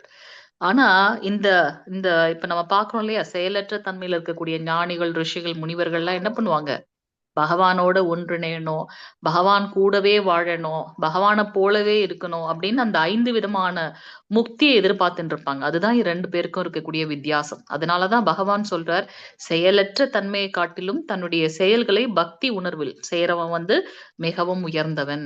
ஏன்னா அவங்க எல்லா இருமைகள்ல இருந்து விடுபட்டிருக்காங்க. என்னது இருமை? இன்பம், துன்பம், உயர்வு, தாழ்வு, விருப்பு வெறுப்பு, அதுல எல்லாம் இருந்து விடுபட்டிருக்காங்க. அப்படி அந்த விடுபட்ட தன்மையில இருக்கும்போது, இந்த பௌதிக லோகத்துல இருக்கும்போது வரக்கூடிய எந்த ஒரு துன்பத்தையும் அவங்க ஒரு பெரிய பொருட்டா நினைக்கிறதே கிடையாது. அப்ப அவங்க எப்படி இருக்காங்க? முழுமையான முக்தியோட இருக்காங்க அப்படின்றத நம்ம இங்க பார்க்கலாம். சோ உண்மையான துறவி ஜடப்பற்றதுல எப்படி கிடைக்கிறார்? எதுவுமே யாருக்குமே சொந்தம் இல்லை. அப்புறம் துறப்பதற்கான கேள்வி எங்கிருந்து வருகின்றது? சோ அவங்க வந்து எதுவும் அனைத்துமே பகவானுக்கு சொந்தம். இதுல எது நான் வந்து இது என்னுடையது, அந்த அகங்காரம், மமக்காரம் தேவைப்படும். உண்மையான துறவி ஜடப்பற்றுதலை எப்படி கடக்கின்றார்? பக்குவமான திவ்யமான அறிவு, கிருஷ்ணர் முழுமைதான், அவரது மிகச்சிறிய பகுதி நான், பக்தி என்றுமே முழுமைக்கு ஈடாகாது, கிருஷ்ணர் எதையெல்லாம் அளிக்கிறாரோ அதை அவருடைய சேவையிலேயே ஈடுபடுத்துவேன். ஹரே கிருஷ்ணா. என்ன நமக்கு கிடைக்கின்றதோ அதை பகவானிடத்து சேவையில ஈடுபடுத்துறது. நம்ம பாக்குறோம் இல்லையா, பகவானை பரபிரம்மம், பரமாத்மா, பரமபுருஷர் 3 நிலைகள்ல உணர்கின்றோம் அப்படின்னு. நான் பகவானை போல குணத்துல ஒத்திருந்தாலும் அவருக்கும் எனக்கும் நிறைய வித்தியாசங்கள் இருக்கு. எனக்கு என்ன கொடுக்கப்பட்டிருக்கோ, எதையெல்லாம் நான் பாக்குறேனோ அது பகவானுடைய ஸ்வரூபமாக பாக்குறேன், அது அவருடைய பக்தி தொண்டில ஈடுபடுத்துறேன். இப்படிதான் வந்து அவங்களுடைய பாவம் இருக்கும் அப்படின்றத நம்ம பாக்குறோம். நான் நேரம் இல்லாத சமயத்தினால நான் வந்து நானே வாசிட்டு போறேன், தப்பா நினைச்சுக்காதீங்க. அடுத்ததுல நம்ம பார்க்கலாம். ஹரே கிருஷ்ணா. சாங்கியயோகோ பிருதக் பாலா பிரவதந்தி ந பண்டிதா ஏகமப்யாஸ்தி தக் சம்யக் குபயோர் விந்ததே பலம். பக்தி தொண்டு அதாவது கர்ம யோகம் ஜட உலகின் ஆய்வு அறிவிலிருந்து சாங்கிய யோகத்திலிருந்து வேறுபட்டது என்று அறிவற்றோரே பேசுவர். எவனொருவன் தன்னை இவ்விரண்டு பாதைகளில் ஏதேனும் ஒன்றில் முழுமையாக ஈடுபடுத்துகின்றானோ அவன் இரண்டின் பலனையும் அடைகின்றான் என்று உண்மையான பண்டிதர்கள் கூறுகின்றனர். சோ பக்தி அதுதான் அவர் சொல்றார், முன்னாடி எதுலயே சொல்லிட்டார் இல்லையா, இந்த செயலை துறந்தவனும் பக்தி தொண்டில் ஈடுபட்டிருப்பவன் ரெண்டு பேருமே என்னை வந்து அடைகின்றார்கள் அப்படின்றத அவர் சொல்றார். சோ இங்க ஞானம் பக்தி தொண்டு, இதுக்கு முந்தினது நம்ம ஞான யோகம் பார்த்தோம். 3வது அத்தியாயம் கர்மயோகம், 4வது அத்தியாயம் ஞான யோகம், 5வது அத்தியாயம் இந்த கர்ம யோகத்தை கிருஷ்ண உணர்வுல எப்படி பண்றது அப்படின்றத நம்ம பார்த்தோம்.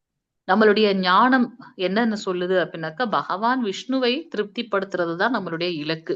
என்ன ஒரு செயல் செய்தாலும் அவரை எப்படி நான் வந்து திருப்திப்படுத்துறது, அதேதான் நம்மளுக்கு வந்து பக்தி தொண்டுலயும் இருக்கு.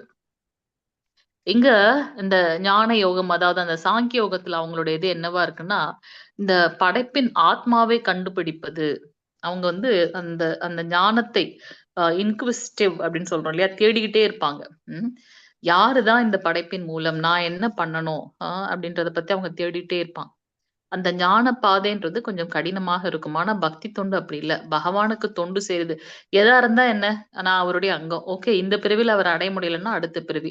இப்ப குடுத்திருக்கார். சோ இதுல நான் என்னுடைய பக்தர்கள் சங்கத்துல என்னுடைய பக்தியை பண்ணணும். அவ்வளவுதான். பகவானுக்கு தொண்டு செய்யறது மட்டும்தான் பக்தி தொண்டு. அதே மாதிரி பக்தி தொண்டோட பாதை எளிது அப்படின்னு பாக்குறோம். 9 விதமான பக்தி தொண்டு பண்றதை பத்தி நமக்கு வந்து சொல்லியிருக்காங்க. பிரபுபாதர் கருணையோட சொல்லியிருக்காரு. 4 ரெகுலேட்டிவ் பிரின்சிபல்ஸ் ஃபாலோ பண்ணோம், 16 மாலைகள் ஜபம் செய்யணும், பக்தர்கள் சங்கத்துல இருக்கணும். இதை நம்ம தொடர்ந்து செஞ்சுட்டே வந்தோம் அப்படின்னாக்கா மற்ற விஷயங்களை வந்து பகவான் நமக்கு எளிதாக அமைத்து கொடுத்துறாரு. அதனால பக்தி தொண்டோட பாதை எளிதானது. ஆனா ஞான பாதை கடினமானது. ஏன் அப்படின்னாக்கா நம்ம அஷ்டாங்க யோகம் எல்லாம் பார்க்க போறோம் இப்ப. சோ அதுல வந்து அவங்க வந்து தேடிட்டே இருப்பாங்க பகவான அப்படின்றத நம்ம பார்க்கணும். சோ இந்த பாதை வந்து கடினமானது அப்படின்றத பார்க்கணும். இதுல இருந்து ஞானத்தின் வழியாக பகவானை அடைவது கடினம். ஏன்னா அவங்க எல்லா புலன்களையும் அடக்கி மனதை ஒருமுகப்படுத்தி, அதுவும் இந்த கலியுகத்துல வந்து நம்மளுடைய மனம் அலைப்பாய்ந்து கொண்டே இருக்கும். சோ அதுல வந்து இந்த ஒருமுகப்படுத்துறதுன்றது கடினமான ஒன்று. சோ ஞான பாதையை காட்டிலும் பக்தி தொண்டு எளிமையானது. எல்லாரும் வந்து அந்த பிலாசபியை புரிஞ்சுக்கிற அளவுக்கு ஞானம் அவ்வளோ உயர்ந்த ஞானம் இல்ல. எடுத்து சொன்னாலுமே நமக்கு புரியவும் மாட்டேங்குது. அதனால அதுல அவங்க துறவரம் எடுக்கிறாங்க அப்படின்னா அது பக்குவமற்ற ஞானமாக இருக்கும். ஆனா இந்த பக்தி தொண்டுல அப்படி இல்ல. நீங்க என்ன நிலையில இருக்கீங்களோ அதுல இருந்து பகவானை திருப்திப்படுத்த செயல்களை செய்யுது. சோ அதனால பக்தி தொண்டு எளிதானது அப்படின்றத நம்ம இங்க பாக்குறோம். ஒன்று எளிமையானது, மற்றது கடினமானது. இரண்டின் இலக்கும் ஒன்றே. புத்திசாலி எளிமையான பாதையை தேர்ந்தெடுக்கின்றார். ஞான பாதை வந்து இந்த மாதிரி படிக்கட்டுகள் மூலமாக பகவான் அடைவது. இன்னொன்னு வந்து இந்த லிஃப்ட் மூலமாக பகவான் அடைவது. நம்ம ஈஸியா என்ன பண்ணுவோம், லிஃப்டின் மூலமாக தான் போவோம். அவர்தான் வந்து புத்திசாலி வந்து சொல்லுவான், எடுத்துக்குவான். யத் சாங்கே பிராப்யதே ஸ்தானம் தத் யோகைரபிரகம்யதே ஏகம் சாங்கியம் ச யோகம் சய பஷ்யதி ச பஷ்யதி. எவனொருவன் சாங்கிய யோகத்தினால் அடையக்கூடிய அதே நிலை பக்தி தொண்டினாலும் அடையக்கூடியதே என்பதை அறிந்து சாங்கிய யோகத்தையும் பக்தி தொண்டையும் சமநிலையில் காண்கின்றானோ அவனே உள்ளதை உள்ளபடி காண்பவன் ஆவான். ஞானப்பாதை அதாவது அந்த அந்த ஆஹ் நான் யார், எதற்காக இந்த உடல் எடுத்துட்டு இருக்கேன், இன்னும் நான் வந்து பகவானை எப்படி புரிஞ்சுக்கிறது அப்படின்ற அந்த ஞானத்துல ஈடுபட்டு இருக்காங்களே, அவரும் பக்தி தொண்டில் ஈடுபட்டு இருக்காங்களே, ரெண்டு பேருமே வந்து பாத்தீங்கன்னா பகவானை அடைகின்றார்கள் அப்படின்றத நம்ம இங்க பார்க்க போறோம். ஓகே, சோ வேருக்கு நீர் ஊற்றுதல் வந்து பக்தி தொண்டு. அந்த வேர் எங்கெல்லாம் போகுதுன்னு கண்டுபிடிக்கிறது வந்து ஞான யோகம். சோ பக்தி யோகம் என்பது வேர் எங்க போனா என்ன, பகவானுக்கு பக்தி தொண்டு பண்ணணும், அவ்வளவுதான். அது வந்து பக்தி யோகம். ஆனா அதை கண்டுபிடித்து அது ஏன் அப்படின்னு விசாரணையில இருக்காங்க இல்லையா, அது ஞான யோகம் அப்படின்றத பாக்குறோம். வெற்றி பெற வேண்டுமென்றால் ஒருவர் திறமைசாலியாக இருந்தால் மட்டும் போதாது, சரியாக வாழ்க்கைக்கான பாடம் முடிவெடுக்கும் திறனும் அவருக்கு இருக்க வேண்டும். உண்மைதான். சோ நமக்கு வந்து எது நம்ம வாழ்க்கைக்கு முக்கியம், 2 வழி தெரிஞ்சிருச்சு. நம்ம ஸ்மார்ட்டா திங்க் பண்ணணும். இந்த உலோகத்துல, அதுவும் கலியுகத்துல இல்லையா? சோ நமக்கு வாழ்நாளும் எப்ப என்ன நடக்கும்னே தெரியாது. இதுதான் மார்க்கம் தெரிஞ்சிருச்சு. அப்ப என்ன பண்ணணும்? டக்குன்னு இது பண்ணிக்கணும். இன்னைக்கு வந்து மாதாஜி வந்து கேட்டாங்க, கிருஷ்ணா புக்ல வந்து எல்லா கதைகளும் இருக்கா? அப்படி என்ன அதோட சிக்னிபிகன்ஸ்ன்னு கேட்டாங்க. புரோபாதர் வந்து அவருக்கு வந்து குறைஞ்ச நாள் தான், தன்னுடைய 70வது வயசுல அவர் வந்து இந்த டிரான்ஸ்லேஷன் இந்த ஒர்க் எல்லாம் ஸ்டார்ட் பண்றாரு. நீங்க பாத்தீங்கன்னா 10வது கேண்டோ வரைக்கும் தான் வந்து அவர் வந்து மொழிபெயர்த்து வச்சிருக்காரு. 11, 12 வந்து அவருடைய பக்தர்கள் தான் வந்து அவருடைய திருப்பணிய வந்து முடிச்சாங்க அப்படின்னு பார்க்கலாம். இப்ப நான் பேசுறது வந்து ஸ்ரீமத் பாகவதம். 12 காண்டங்கள் இருக்கு அதுல. ஸ்கந்தம் 12 ஸ்கந்தம். அதுல 10 ஸ்கந்தம் வரைக்கும் தான் அவரால எழுத முடிஞ்சிச்சு. அதுக்கு நடுவுலயும் கூட அதுக்குள்ள அவர் கோலோகம் போயிட்டாரு பிரபுபாதர். அதுக்கு மத்தியிலும் கூட அவர் என்ன பண்றார், இன்னும் என்னென்னலாம் மக்களுக்கு தரணும். அவருடைய ஆசைய பாருங்க. இன்னும் என்னென்னலாம் பக்தர்களுக்கு தரணும். எவ்வளவு ஒரு கருணையோட இவங்களை எப்படி இதுல இருந்து வெளியே கொண்டு வரணும்ன்றதுக்காக கிருஷ்ணரை பத்தி நிறைய சொல்லணும். அதுக்காக என்ன பண்றாரு, அவர் கிருஷ்ணா அப்படின்ற புத்தகத்தை எழுதுறாரு. ஏன்னா 10வது ஸ்கந்தம் முழுவதும் பகவான் ஸ்ரீ கிருஷ்ணர் பத்தினது. அதனால என்ன பண்றார், ஸ்ரீ கிருஷ்ணான்னு சொல்லிட்டு மூல முழுமுதற் கடவுள் அப்படின்னு சொல்லிட்டு அந்த புத்தகத்தை எழுதுறார். ஏன்னா அதை முடிக்க முடியுமோ முடியாதோன்னு அவருக்கு ஒரு தோற்றம். அதனால அதை எழுதுறார். சைத்தன்ய சரிதாமிர்தம் பெருசா அவங்களுக்கு எழுதணும்னு ஆசை. ஆனா டைம் இருக்குமோ இல்லையோன்றதுக்காக என்ன பண்றாரு, டீச்சிங்ஸ் ஆஃப் லார்ட் சைத்தன்ய மகாபிரபுன்னு சொல்லிட்டு அதை எழுதுறாரு. சோ இந்த மாதிரி ஆஹ் எவ்வளவு கொஞ்சம் ஷார்ட் பீரியட் ஆஃப் டைம் தான் இருக்கு. அதுக்குள்ள என்னால முடிஞ்சதை எல்லாருக்கும் சொல்லணும் அப்படின்றதுக்காக அவர் இது பண்றாரு. சோ நம்ம ஒரு திறமைசாலியாக இருந்தால் மட்டும் போதாது. நம்ம என்ன பண்ணணும், ஸ்மார்ட்டாவும் திங்க் பண்ணணும். நம்ம வாழ்க்கைக்கான பாடம் என்ன அப்படின்றது என்ன அப்படின்னாக்கா, அந்த முடிவெடுக்கும் திறன் இருக்க வேண்டும். அந்த ஞானத்தை பகவான் நமக்கு கொடுத்துருவார். சந்நியாசஸ்து மகாபாகோ துக்கமாப்து மயோ கதம் யோகயுக்தோ முனிர் பிரஹ்ம நச்சிரேனாதிகச்சதி. இறைவனின் பக்தி தொண்டில் ஈடுபடாமல் வெறுமனே எல்லா செயல்களும் துருப்பது ஒருவனை மகிழ்விக்காது.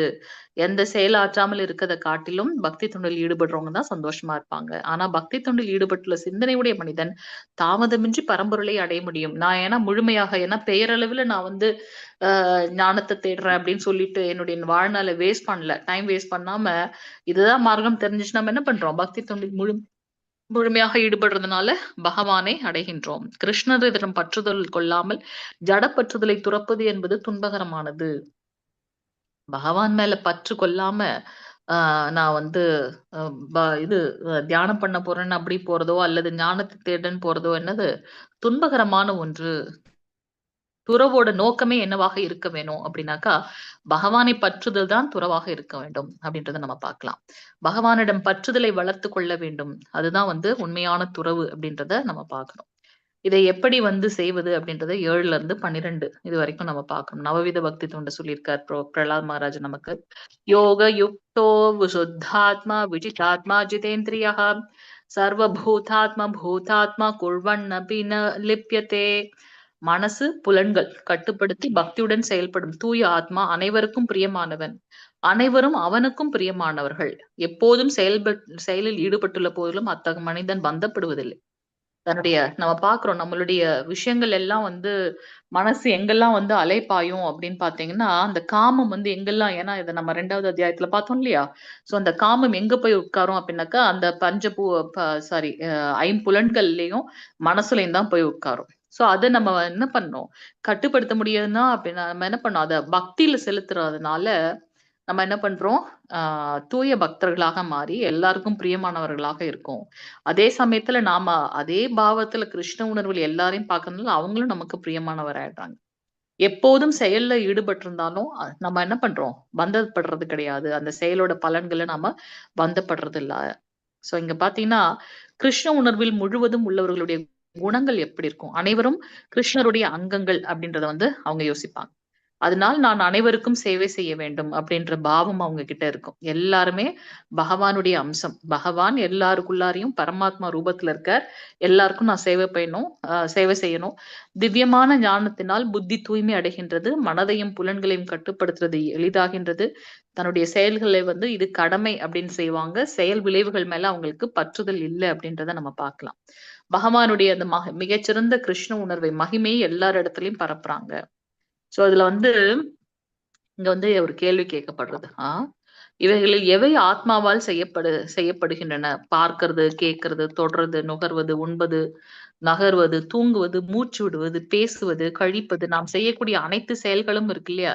சோ இது வந்து எது வந்து ஆத்மாவால செய்யப்படுகின்றது அப்படின்ற கேள்வி அங்க இருக்கு. யோசிச்சு வைங்க.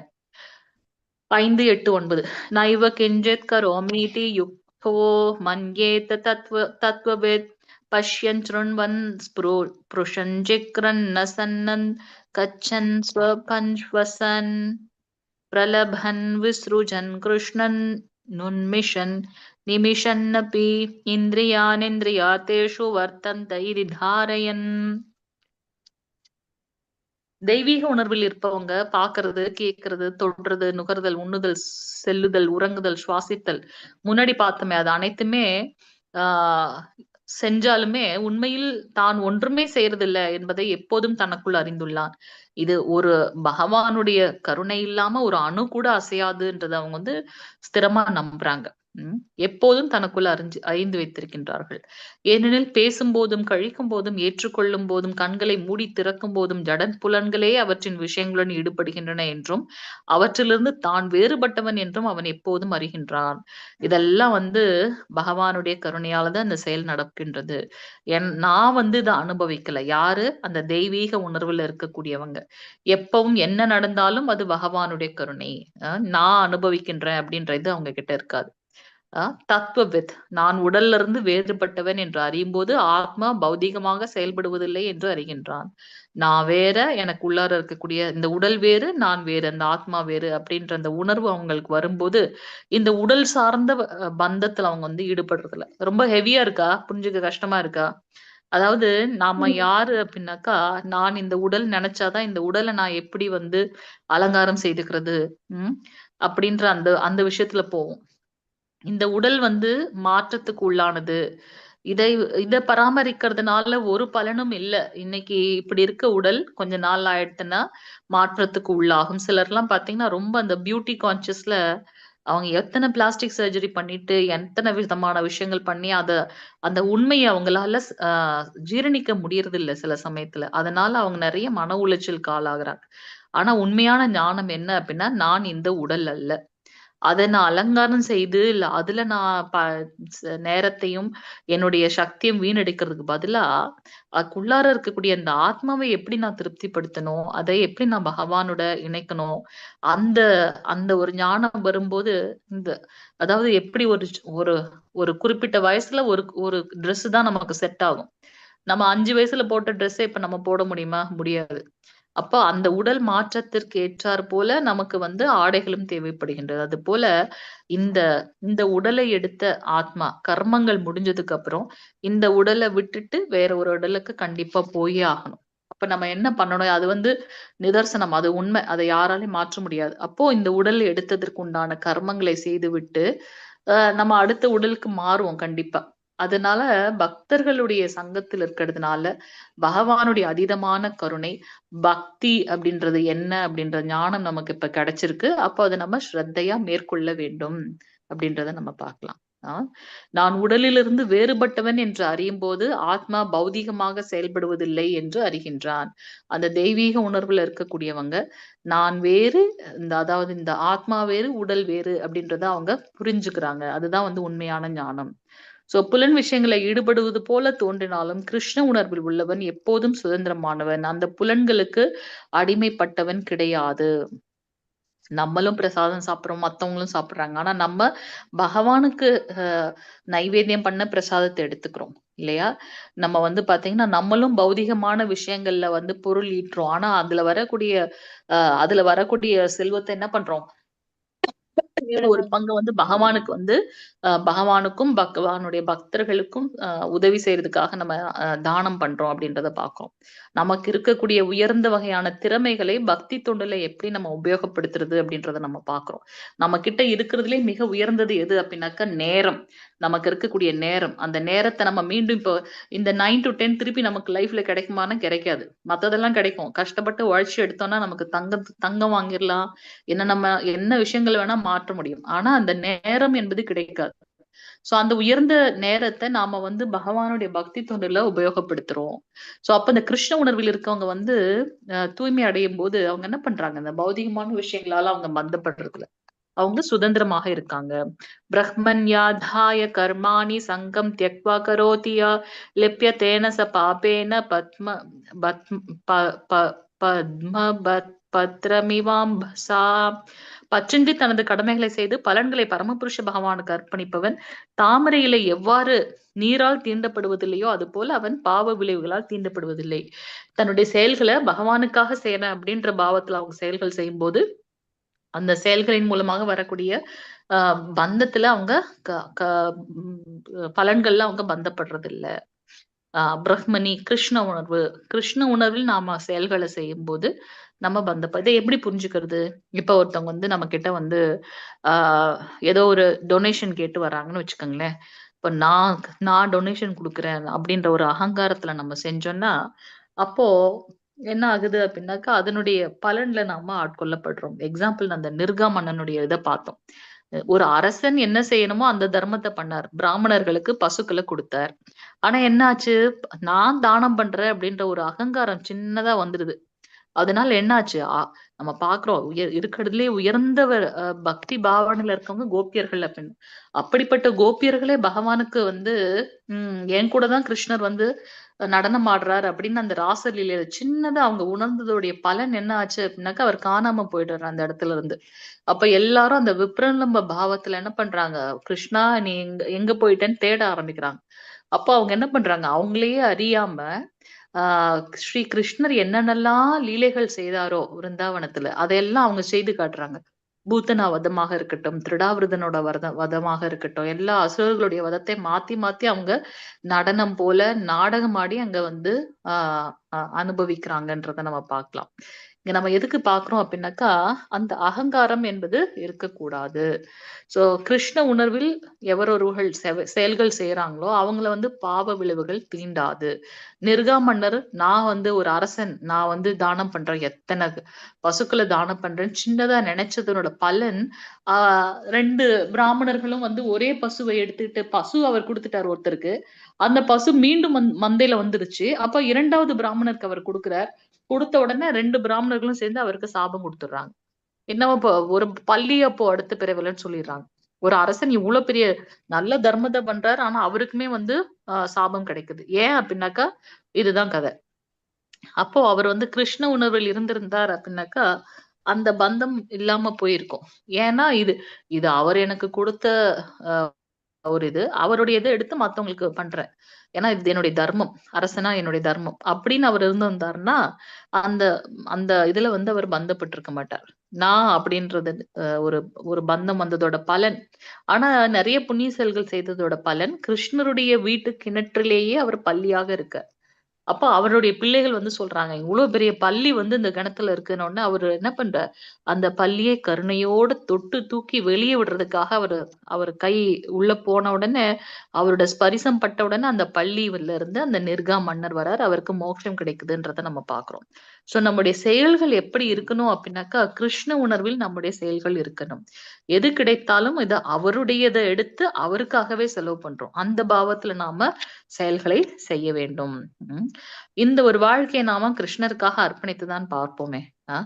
அதன் பிறகு மீண்டும் திரும்புதல் என்பதே இல்லை அப்படின்றதை நாமே உணர முடியும். ஏன்னா நம்ம என்ன வாழ்நாள் முழுவதும் செய்கின்றோமோ மரண காலத்தில் எல்லாருக்கும் மரணம் கண்டிப்பாக வரும் இல்லையா? அப்போ என் கூட என்னுடைய மனைவியோ கணவனோ குழந்தைகளோ நான் யாருக்காகலாம் இப்ப ஓடி ஓடி உழைக்கின்றனோ இதுல யாருமே ஈவன் அந்த செல்வம் கூட வரப்போறது கிடையாது. இவ்வளவு கஷ்டப்பட்டிருக்கனே, ஓகே இந்த கார் எடுத்துட்டு போக முடியுமா? முடியாது. சரி எனக்காக என்னுடைய கணவர் வந்து இது பண்ணுவாரா? யாரும் கேர் பண்ண முடியாது. நம்மளுடைய பூர்வ ஜென்ம பலன், நம்மளுடைய இந்த கர்ம பலன் தான் நம்ம கூட வரப்போகின்றது. அப்ப வாழ்நாள் முழுவதும் நாம பக்தி தொண்டு செய்யும் போது பகவானை பத்தின நாம ரூப குணலீலைகளே லயித்து இருக்கும் போது மரணிக்கும் தருவாயிலையும் அவரே நினைச்சிட்டு இருக்கிறதுனால மீண்டும் இந்த பௌதிக லோகத்துக்கு வரமாட்டோம். ஏன்னா இது நமக்கான இடம் கிடையாது. அவருடைய நினைவுகளிலே நாம ஸ்மரணம் பண்ணி லயித்து இருக்கும்போது அப்ப கோலோக விருந்தாவனம் செல்கின்றோம். அங்க போயிட்டு நம்ம மீண்டும் இங்கே வருவதே இல்லை. அப்ப நம்ம என்ன பண்ணணும், எப்பொழுதும் அவருடைய நாம ரூப குணலீலைகளை திளைத்திருக்கணும். அதற்காக நம்ம வந்து ஃபேமிலியில இருக்கோம் எல்லாத்தையும் விட்டுட்டு போனோமான்னு கிடையாது. நம்மளுடைய செயல்களை செய்யணும், ஆனா அதை கிருஷ்ண உணர்வில் செய்யணும், பற்றற்று அந்த செயல்களை செய்யணும் அப்படின்றத நம்ம இங்க பாக்குறோம்.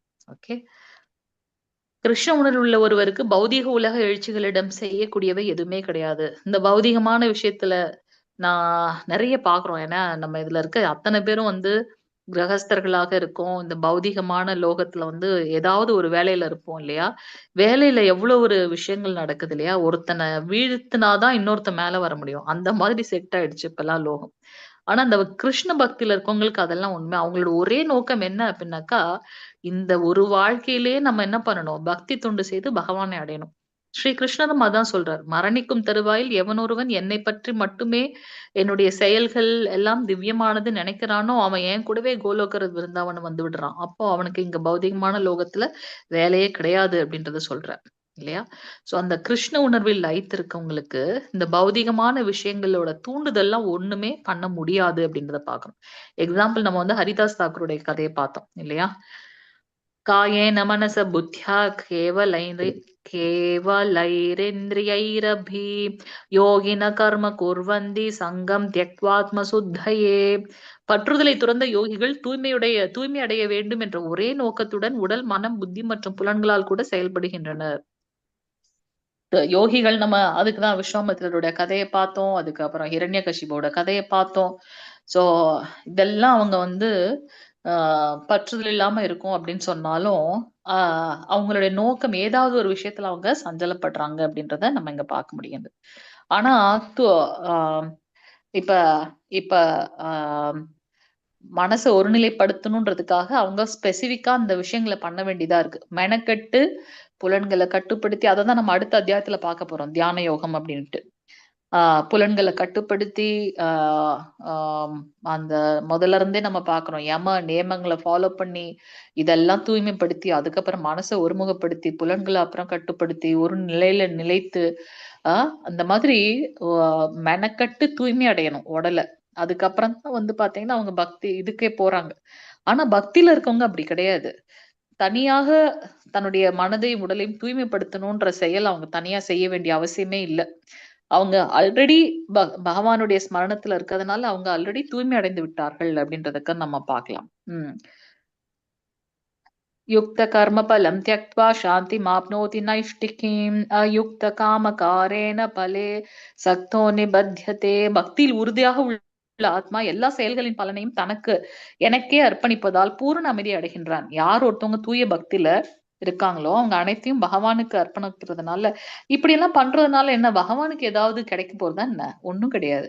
அவர் ஸ்வராட் பௌருஷ கலங்கமற்றவர். ஆனா நமக்கு நம்ம மேல அவர் ரொம்ப கருணையா இப்ப வந்து குழந்தை ஒரு பெத்தவங்க கிட்ட வந்து அவங்க வந்து குழந்தை கிட்ட எதையும் எதிர்பார்க்கல. ஆனா குழந்தை சேஃபா இருக்குன்றதுக்காக அவங்க என்ன பண்றாங்க, சில இடங்கள்ல வந்து சில சமயத்துல அவங்க கண்டிப்பாக இருக்கணும். ஆனா அதே சமயத்துல நமக்கு அந்த சுதந்திரத்தையும் கொடுத்திருக்காங்க. மீண்டும் தன்கிட்ட குழந்தை சேஃபா இருக்கணுன்றதுக்காக அவங்களோட பார்வை எப்பவும் நம்ம மேலேயே இருக்கும்.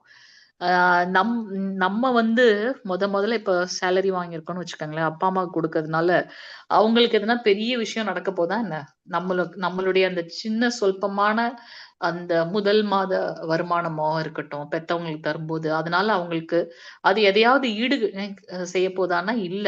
ஆனா அது வந்து ஒரு பெரிய சந்தோஷத்தை வந்து அவங்களுக்கு கொடுக்கும் இல்லையா? அது போல நம்ம வந்து பலன்களை பகவானுக்கு அர்ப்பணம் செய்யறதுனால பகவானுக்குன்னு ஆக வேண்டியது ஒண்ணும் கிடையாது. அவர் ஆல்ரெடி வந்து பாத்தீங்கன்னா அவர் ஸ்வராட், அதுக்கப்புறம் வந்து அவரே வந்து பூரணமாக திருப்தி அடைந்தவர், தன்னில் திருப்தி உற்றவர், கலங்கமற்றவர். ஆனாலும் நம்ம இதெல்லாம் செய்யறதுனால நமக்கு அமைதி கிடைக்கும். அதே சமயத்துல அவர் என்ன பண்றாரு, அவருடைய பாதுகாப்பின் கீழே நம்ம இருக்கோம் அப்படின்றத நம்ம பார்க்கலாம். சோ நம்ம இப்படி பற்று இல்லாம நம்ம செயல்களை செய்யறதுனால பூரணமான அமைதியை அடைகின்றார்கள். ஆனால் தெய்வீகத்துடன் இணையாதவனோ இந்த இந்த உணர்வுல இல்லாதவங்க என்ன பண்றாங்க, மீண்டும் மீண்டும் முயற்சி அடைந்து வீழ்ச்சி அடைந்து முயற்சி அடைந்து வீழ்ச்சி அடைந்து அதிலேயே காலத்தை வீணாக்குறாங்க அப்படின்றத நம்ம பாக்குறோம். அதனால பலன் பேராசை. இப்ப நமக்கு வந்து பிரபுபாத சொல்லியிருக்க சிம்பிள் லிவிங் ஹை திங்கிங். ஒருத்தனுக்கு வந்து கொஞ்சம் நிலமும் ஒரு பசுவும் இருந்தா போதும், வாழ்க்கை வந்து நல்ல சந்தோஷமா வாழ முடியும்னு சொல்ற. நம்ம அவருடைய பர்பட் எடுத்து பார்த்தோம்னா தெரியும். ஏன் அப்படின்னாக்கா அந்த நிலத்துல பயிரிட்டுட்டு அந்த பசுவை வந்து பராமரிச்சுட்டு அது கொடுக்கக்கூடிய பாலை வச்சுட்டு நம்மளுடைய ஜீவனம் போதும் அது போதும் அப்படின்றார். ஆனா நம்ம என்ன பண்றோம், ஒரு வீடு இல்ல, இன்னும் 2 வீடு வேணும், 2 கார் வேணும். எல்லாம் நம்ம வந்து பெருசு பெருசா திங்க் பண்றோம். அதோட விளைவு நம்ம மீண்டும் மீண்டும் இந்த பௌதீக ஆசையில பந்தப்பட்டு பிறப்பு இறப்பு சுழற்சியில ஈடுபடுறோம் அப்படின்றத நம்ம பார்க்கிறோம். பற்றோடு செயல்படுபவர்களுக்கு பற்றில்லாமல் செயல்படுபவர்களுக்கும் என்ன வேற்றுமை? பற்றில்லாமல் செயல்படுவர் பக்தர்கள் கிருஷ்ணரிடம் பற்று கொண்டுள்ளார்கள், பக்தர்கள் அமைதி அடைகின்றார்கள். ஆனா பற்றோடு செயல்படுபவர்கள் தங்கள் வேலையில் பற்று கொண்டுள்ளார்கள், மற்றவர்கள் மிகவும் பந்தப்பட்டு கவலைப்படுகின்றார்கள் அப்படின்றத நம்ம பார்க்கலாம். சோ நம்மளுடைய பற்று பகவான் மேல மட்டும்தான் இருக்கு. அதனால நம்ம எப்பவுமே சந்தோஷமா இருக்கோம். ஆனா இந்த பௌதீக பற்றுல இருக்கவங்க அதுல ஆழ்ந்து போறாங்க. நம்ம வந்து always remember Krishna, never forget கிருஷ்ணான்னு சொல்லியிருக்கார் பிரபுபாதர். எப்பவும் பகவான் ஸ்ரீ கிருஷ்ணரோட ஸ்மரணத்துல இருக்கணும். அவரை எப்போதும் மறக்கவே கூடாது. அப்படின்றதுதான் நம்மளோட இது. நம்ம அமைதியான வாழ்க்கை வாழணும் அப்படின்னாக்கா என்ன அப்படின்னா, பகவான் தவிர்த்து வேற ஒண்ணுமே இல்ல. அவரை திருப்திப்படுத்தணும். அந்த நினைவுல இருந்தா போதும். கிருஷ்ணருக்கு புறம்பே எதுவுமே இல்லை என்பதே அமைதி மற்றும் அச்சமின்மையின் தலம். இதனை உணர்வதே கிருஷ்ண உணர்வின் ரகசியம். அவரை தவிர்த்து எதுவுமே கிடையாது. எல்லாமே அவர்தான் அப்படின்ற உணர்வுல இருக்கிறது தான் வந்து உண்மையானது. பகவான் பரம கர்த்தா மட்டும் இல்ல. ஆத்மா ஆசைப்படுகின்றது, பரமாத்மா அனுமதிக்கின்றார், பிரகிருதி நிறைவேற்றுகின்றது. ஹரே கிருஷ்ணா. சோ நம்ம ஒரு விஷயத்தை அடையணும்னு ஆசைப்படுறோம். அப்துல் கலாம் சொல்லியிருக்காரு இல்லையா, ட்ரீம் பிக். ஆனா நீங்க கண்டிப்பா அடைவீங்க. கனவு காணுங்கள், அதை நீங்க ஒரு நாள் அடைவீங்க. எப்படி அடைவோம்னா இப்படித்தான். சோ நம்ம ஆசைப்படுறோம், பரமாத்மா அதுக்கு வந்து அனுமதி தருகின்றார்.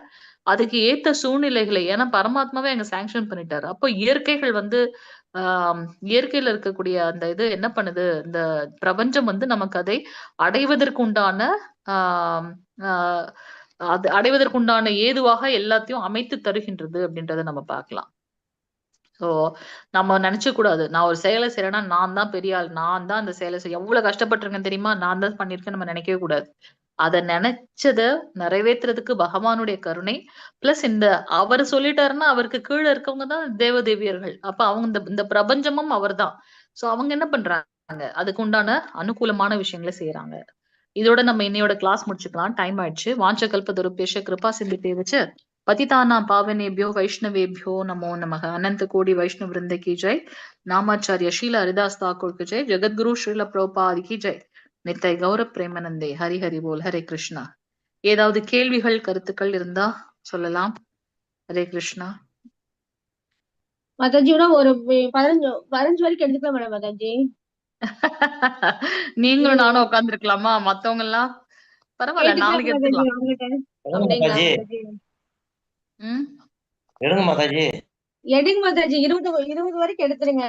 3 PM 20 வரைக்கும் எடுத்துட்டாங்க மாதா மல்லிகா நோ மாதாஜி. ப்ராப்ளம், நாளைக்கு நம்ம எடுக்கலாம் மாதாஜி. வேணாம், நம்ம ஃபோர்ஸ் பண்ணக்கூடாதுல. என்ன நிறைய பேர் வேலைக்கு எல்லாம் போறாங்க, காலையில எந்திரிக்கணும், மங்களார்த்தி பாக்கணும். நாளைக்கு நம்ம எடுக்கலாம், நோ ப்ராப்ளம். 12 வரைக்கும் முடிச்சிட்டோம். 13 சூப்பரா இருந்தது மாதாஜி. 3:30க்கே எந்திரிச்சிட்டேன். மங்களாரத்தி, துளசி ஆரத்தி, நரசிம்மாரத்தி 3ம் பார்த்தேன். ஹரி ஹரி ஹரி போல், ஹரி போல். Super super. வாரத்துக்கு ஒரு நாள் பிசிக்கலா பக்கத்துல இருக்க கோயிலுக்கு போயிட்டு வாங்க. சரிங்க மாதாஜி. சரி என்னங்க மாதாஜி? வாரத்துக்கு ஒரு நாள் பிசிக்கலா முடிஞ்சதுன்னா, பக்கத்துல கோயில் இருந்ததுன்னா ஒரு நாள் போயிட்டு வாங்க. 4:30 மணிக்கு கோயில போய் மங்களாத்தி பாருங்க. ஆன்லைன் பாக்குறது ரொம்ப உத்தமம். அதை விட அதிகமானது என்ன அப்படின்னாக்கா டெம்பிள்ல போய் பாக்குறது. சரிங்களா? நேர்ல பாக்கும்போது அதோட இது எங்க இருக்கீங்க நீங்க? சென்னையா மாதாஜி? நாங்க உடுமல்பேட்டுங்க மாதாஜி. பக்கத்துல இருக்கா டெம்பிள் இருக்கா? கோயம்புத்தூர்ல இருக்கு. தூரமா? தூரம் தானுங்க, ஒரு 3 மணி நேரம் போகணும். ஓ ரொம்ப தூரம். அப்ப சென்டர் எதுவும் இருக்குமே பக்கத்துல? பக்கத்துல எங்க இஸ்கான் இல்லைங்க மாதாஜி. கோயம்புத்தூர்ல மட்டும்தான் இஸ்கான் இருக்கு. Okay okay okay. மட்டும்தான் இருக்கு. ஸ்பெஷல் டேஸ் வரும், அப்ப நீங்க அங்கே தங்குற மாதிரி இருந்ததுன்னா கூட ஒரு நாள் தங்கி மறுநாள் பாக்குறது பாருங்க. ட்ரை பண்ணுங்க, மனசுல நினைங்க, மத்தது பகவான் பாத்துக்குவார். அவ்வளவுதான். ஓகே மாதாஜி. ஹரே கிருஷ்ணா மாதாஜி. ரொம்ப சொல்லுங்க. இந்த அறிவோம் சொல்றீங்களா, அதுக்கு என்ன மீனிங் மாதாஜி? என்ன அறிவோம்? வைஷ்ணவ எண்டிங் பிரேயர் இல்லையா? வாஞ்சகல்பதருபேஷ கிருபா சிந்துபே வச்சு பத்தான பாவன வைஷ்ணவேபியோ நமோ நமக. இல்ல பேசிட்டு இருக்கும் போதே அறிவோம் அப்படிங்கிறாங்க. ஹரே போல்னு சொல்லுவாங்க. ஹரி போல ஹரே கிருஷ்ணவா. ஓம்ன்ற வார்த்தை மேக்சிமம் நம்ம கம்மியா தான் யூஸ் பண்ணுவோம். கீதா பரிவார், விஷ்ணு சஹஸ்ரநாமம் அதுல எல்லாம் அவங்க ஓம்ன்ற வார்த்தையை சொல்லுவாங்க. ஓம்ன்றது பிரணவ மந்திரம். ஹரி போல் கேக்குறாங்க மாதாஜி. ஹரி போல்னா ஹரி போல் போல் அப்படின்னாக்கா சொல்லுங்க அப்படின்னு அர்த்தம். பகவானுடைய ஹரிபோல். நாமத்தை சொல்றது அதுல லைட் இருக்குது. அதாவது சைத்தன்ய மகாபிரபுவோட நேத்து அவரோட கிளாஸ் முடிஞ்சிருச்சு, போறவங்க போலாம், வேலைக்கு போறவங்க எல்லாம் ரொம்ப இதா இருப்பீங்க. ஜஸ்ட் பிரபு கேட்டதுனால. அதாவது நேத்து சைத்தன்ய மகாபிரபுவோட அந்த இன்ட்ரோடக்ஷன் கிளாஸ் எடுத்தாங்க ஐஸ்வர்யா மாதாஜி, ரொம்ப அருமையா இருந்துச்சு. அவங்க வந்து சொன்னாங்க ஸ்ரீ சைத்தன்ய மகாபிரபு குழந்தையா இருக்கும்போது அப்படியே கதறி அழுவாராம். அப்ப எல்லாரும் சேர்ந்து ஹரி ஹரி ஹரி ஹரின்னு ஹரி போல்னு அவருடைய நாமத்தை சொல்லும்போது அவர் வந்து அந்த அழுகையில இருந்து குறைஞ்சிட்டு வரான். ஹரி போல்னா சொல்லுங்க, ஹரியோட நாமத்தை சொல்லுங்க அப்படின்னு சொல்றது. ஹரிபோல் ஹிந்தி வேர்டு என்ன மேடம்? என்ன மாதாஜி? ஹரி. ஆமா. அந்த அதாவது நம்ம ஈவன் நம்மளுடைய பிரம்ம கௌடிய மத்வாச்சாரிய பரம்பரையில தமிழா நம்ம எதையுமே மாத்தல. அந்த அதே அதே பாவத்துல இருக்கணும். எப்படி வந்து ஆழ்வார்களோட இதெல்லாம் வந்து தமிழ்லயே தான் இருக்கு. அதை வந்து ஃபுல்லா மத்த இதுல மாத்தல இல்லையா? அது மாதிரி அந்த சாரம் போகக்கூடாதுன்றதுக்காக பெங்காலில தான் உங்களுக்கு வந்து பாடல்கள் எல்லாம் இருக்கும். காலையில நம்ம பாடுற சம்சார தாவா அதுல இருந்து எல்லாமே பெங்காலில தான் இருக்கும். சோ அதனால ஹரி போல்னா ஹரியோட நாமத்தை சொல்லுங்க அப்படின்ற மாதிரி. ஜெய் அப்படின்னு சொல்றோம்ல, வெற்றி அப்படின்னு சொல்றோம் இல்லையா, வாழ்க வாழ்கன்னு சொல்றோம் இல்லையா தமிழ்ல, கிட்டத்தட்ட அந்த மாதிரி. அது போல நேத்து நேத்து வந்து பிரபு யாரு விஷ்ணு பிரபு கேட்டாங்க இல்லையா, எப்படி வந்து பகவானுடைய நாமத்தை தானே நம்ம எப்பவும் சொல்லிட்டு இருக்கோம், அப்புறம் வந்து நீங்க கோயில் எல்லாம் சொல்லக்கூடாது அப்படின்னு சொல்றீங்களேன்னு. அதாவது இப்ப நமக்கு இப்ப குழந்தைங்க இருக்காங்கன்னு வச்சுக்கோங்களேன், நம்ம தான் குழந்தைங்களுக்கு பெற்றோர், ஓகே.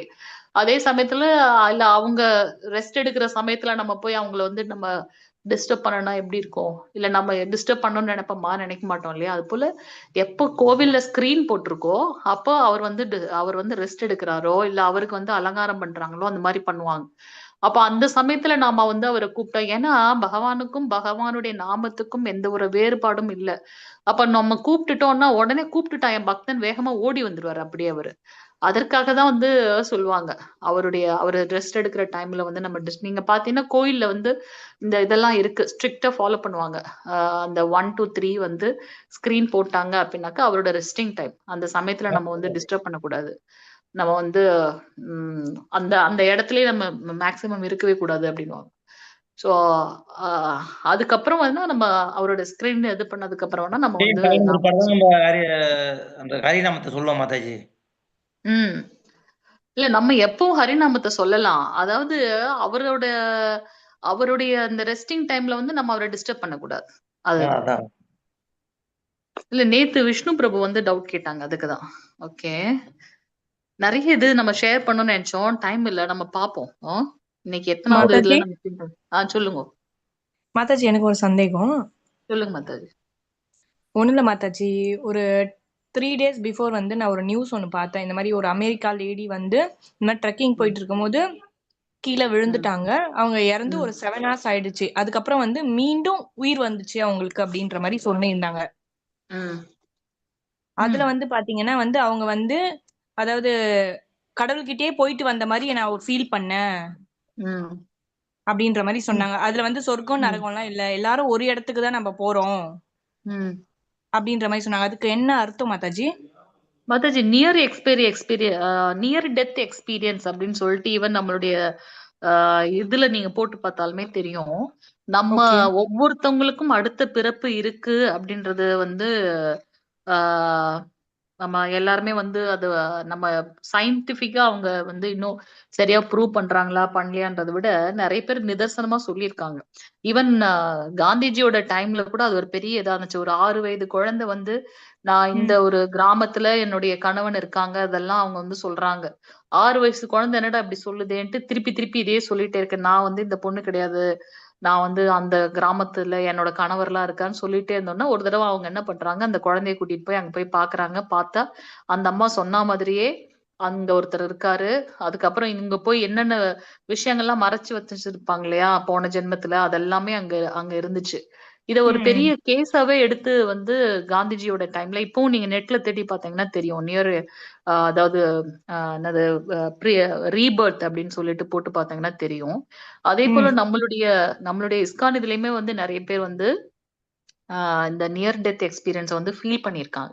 அதை ஃபீல் பண்ணி அதுக்கப்புறம் பக்தியில வந்தவங்க நிறைய பேர் இருப்பாங்க. ஒரு மாதாஜி வந்து நான் நிறைய இந்த மாதிரி கிளாஸ் எல்லாம் கொடுத்துட்டு ரொம்ப பக்தி சேவையில ரொம்ப இது இருக்காங்க. ஆனா வந்து அவங்களுக்கு வந்து முழுமையாக நாம ஜபம் இருக்கு இல்லையா, அதை வந்து பூரணமா அவங்க வந்து ஃபீல் பண்ணி இது பண்ணல. 16 மாலை அதை விட அதிகமாவே பண்ணுவாங்க. ஹரே கிருஷ்ணா ஹரே கிருஷ்ணா கிருஷ்ண கிருஷ்ண ஹரே ராம் ஹரே ராம் ராம் ராம் ஹரே ஹரே அப்படி அந்த ஒரு அதுல லயித்து அவங்க இது பண்ணல. அவங்களுக்கும் அந்த கடைசி காலம் வருது. அப்ப வந்து பாத்தீங்கன்னா அவங்க அவங்க ஷேர் பண்ணிருக்காங்க. நம்மளுடைய குரூப்ல எல்லாம் கூட முன்ன வந்துருந்துச்சு. நீங்க நெட்ல செக் பண்ணி பார்த்தாலும் தெரியும். இஸ்கான் இது போட்டீங்கன்னா நிறைய பேரோட கதைகள் இருக்கும். அப்ப அவங்க வந்து சொல்றாங்க ஜெகநாதருடைய அந்த, ஏன்னா அவங்க வீட்டுல ஜெகநாதர் வச்சிருக்காங்க.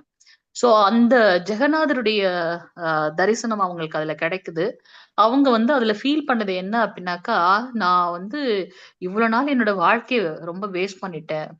என்னதான் பக்தி பண்றேன்னு நினைச்சு மத்த விஷயங்கள் பண்ணாலும் நாம ஜபம்ன்றது எவ்வளவு முக்கியமான ஒன்று. இந்த நாம ஜபத்தை பூரணமா பண்றதுக்காக பகவான் எனக்கு வந்து திருப்பி ஒரு சான்ஸ் கொடுத்திருக்காரு. அதனால நான் வந்து முழுமையாக செய்யணும். நம்ம என்னதான் பக்தி இது செஞ்சாலும் அதுல சின்ன கர்வம் நமக்கு இருக்கக்கூடாது. நாம ஜபத்தை ஒழுங்காக செய்யணும் அப்படின்றத வந்து அவங்க வந்து அதுல எக்ஸ்பீரியன்ஸ் ஷேர் பண்ணிருக்காங்க. இந்த மாதிரி நிறைய விஷயங்கள் இருக்கு.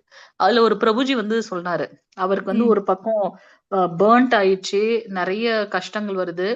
அப்ப ஹாஸ்பிட்டல்ல அந்த நிறைய பெரிய கதை அவரோட இது.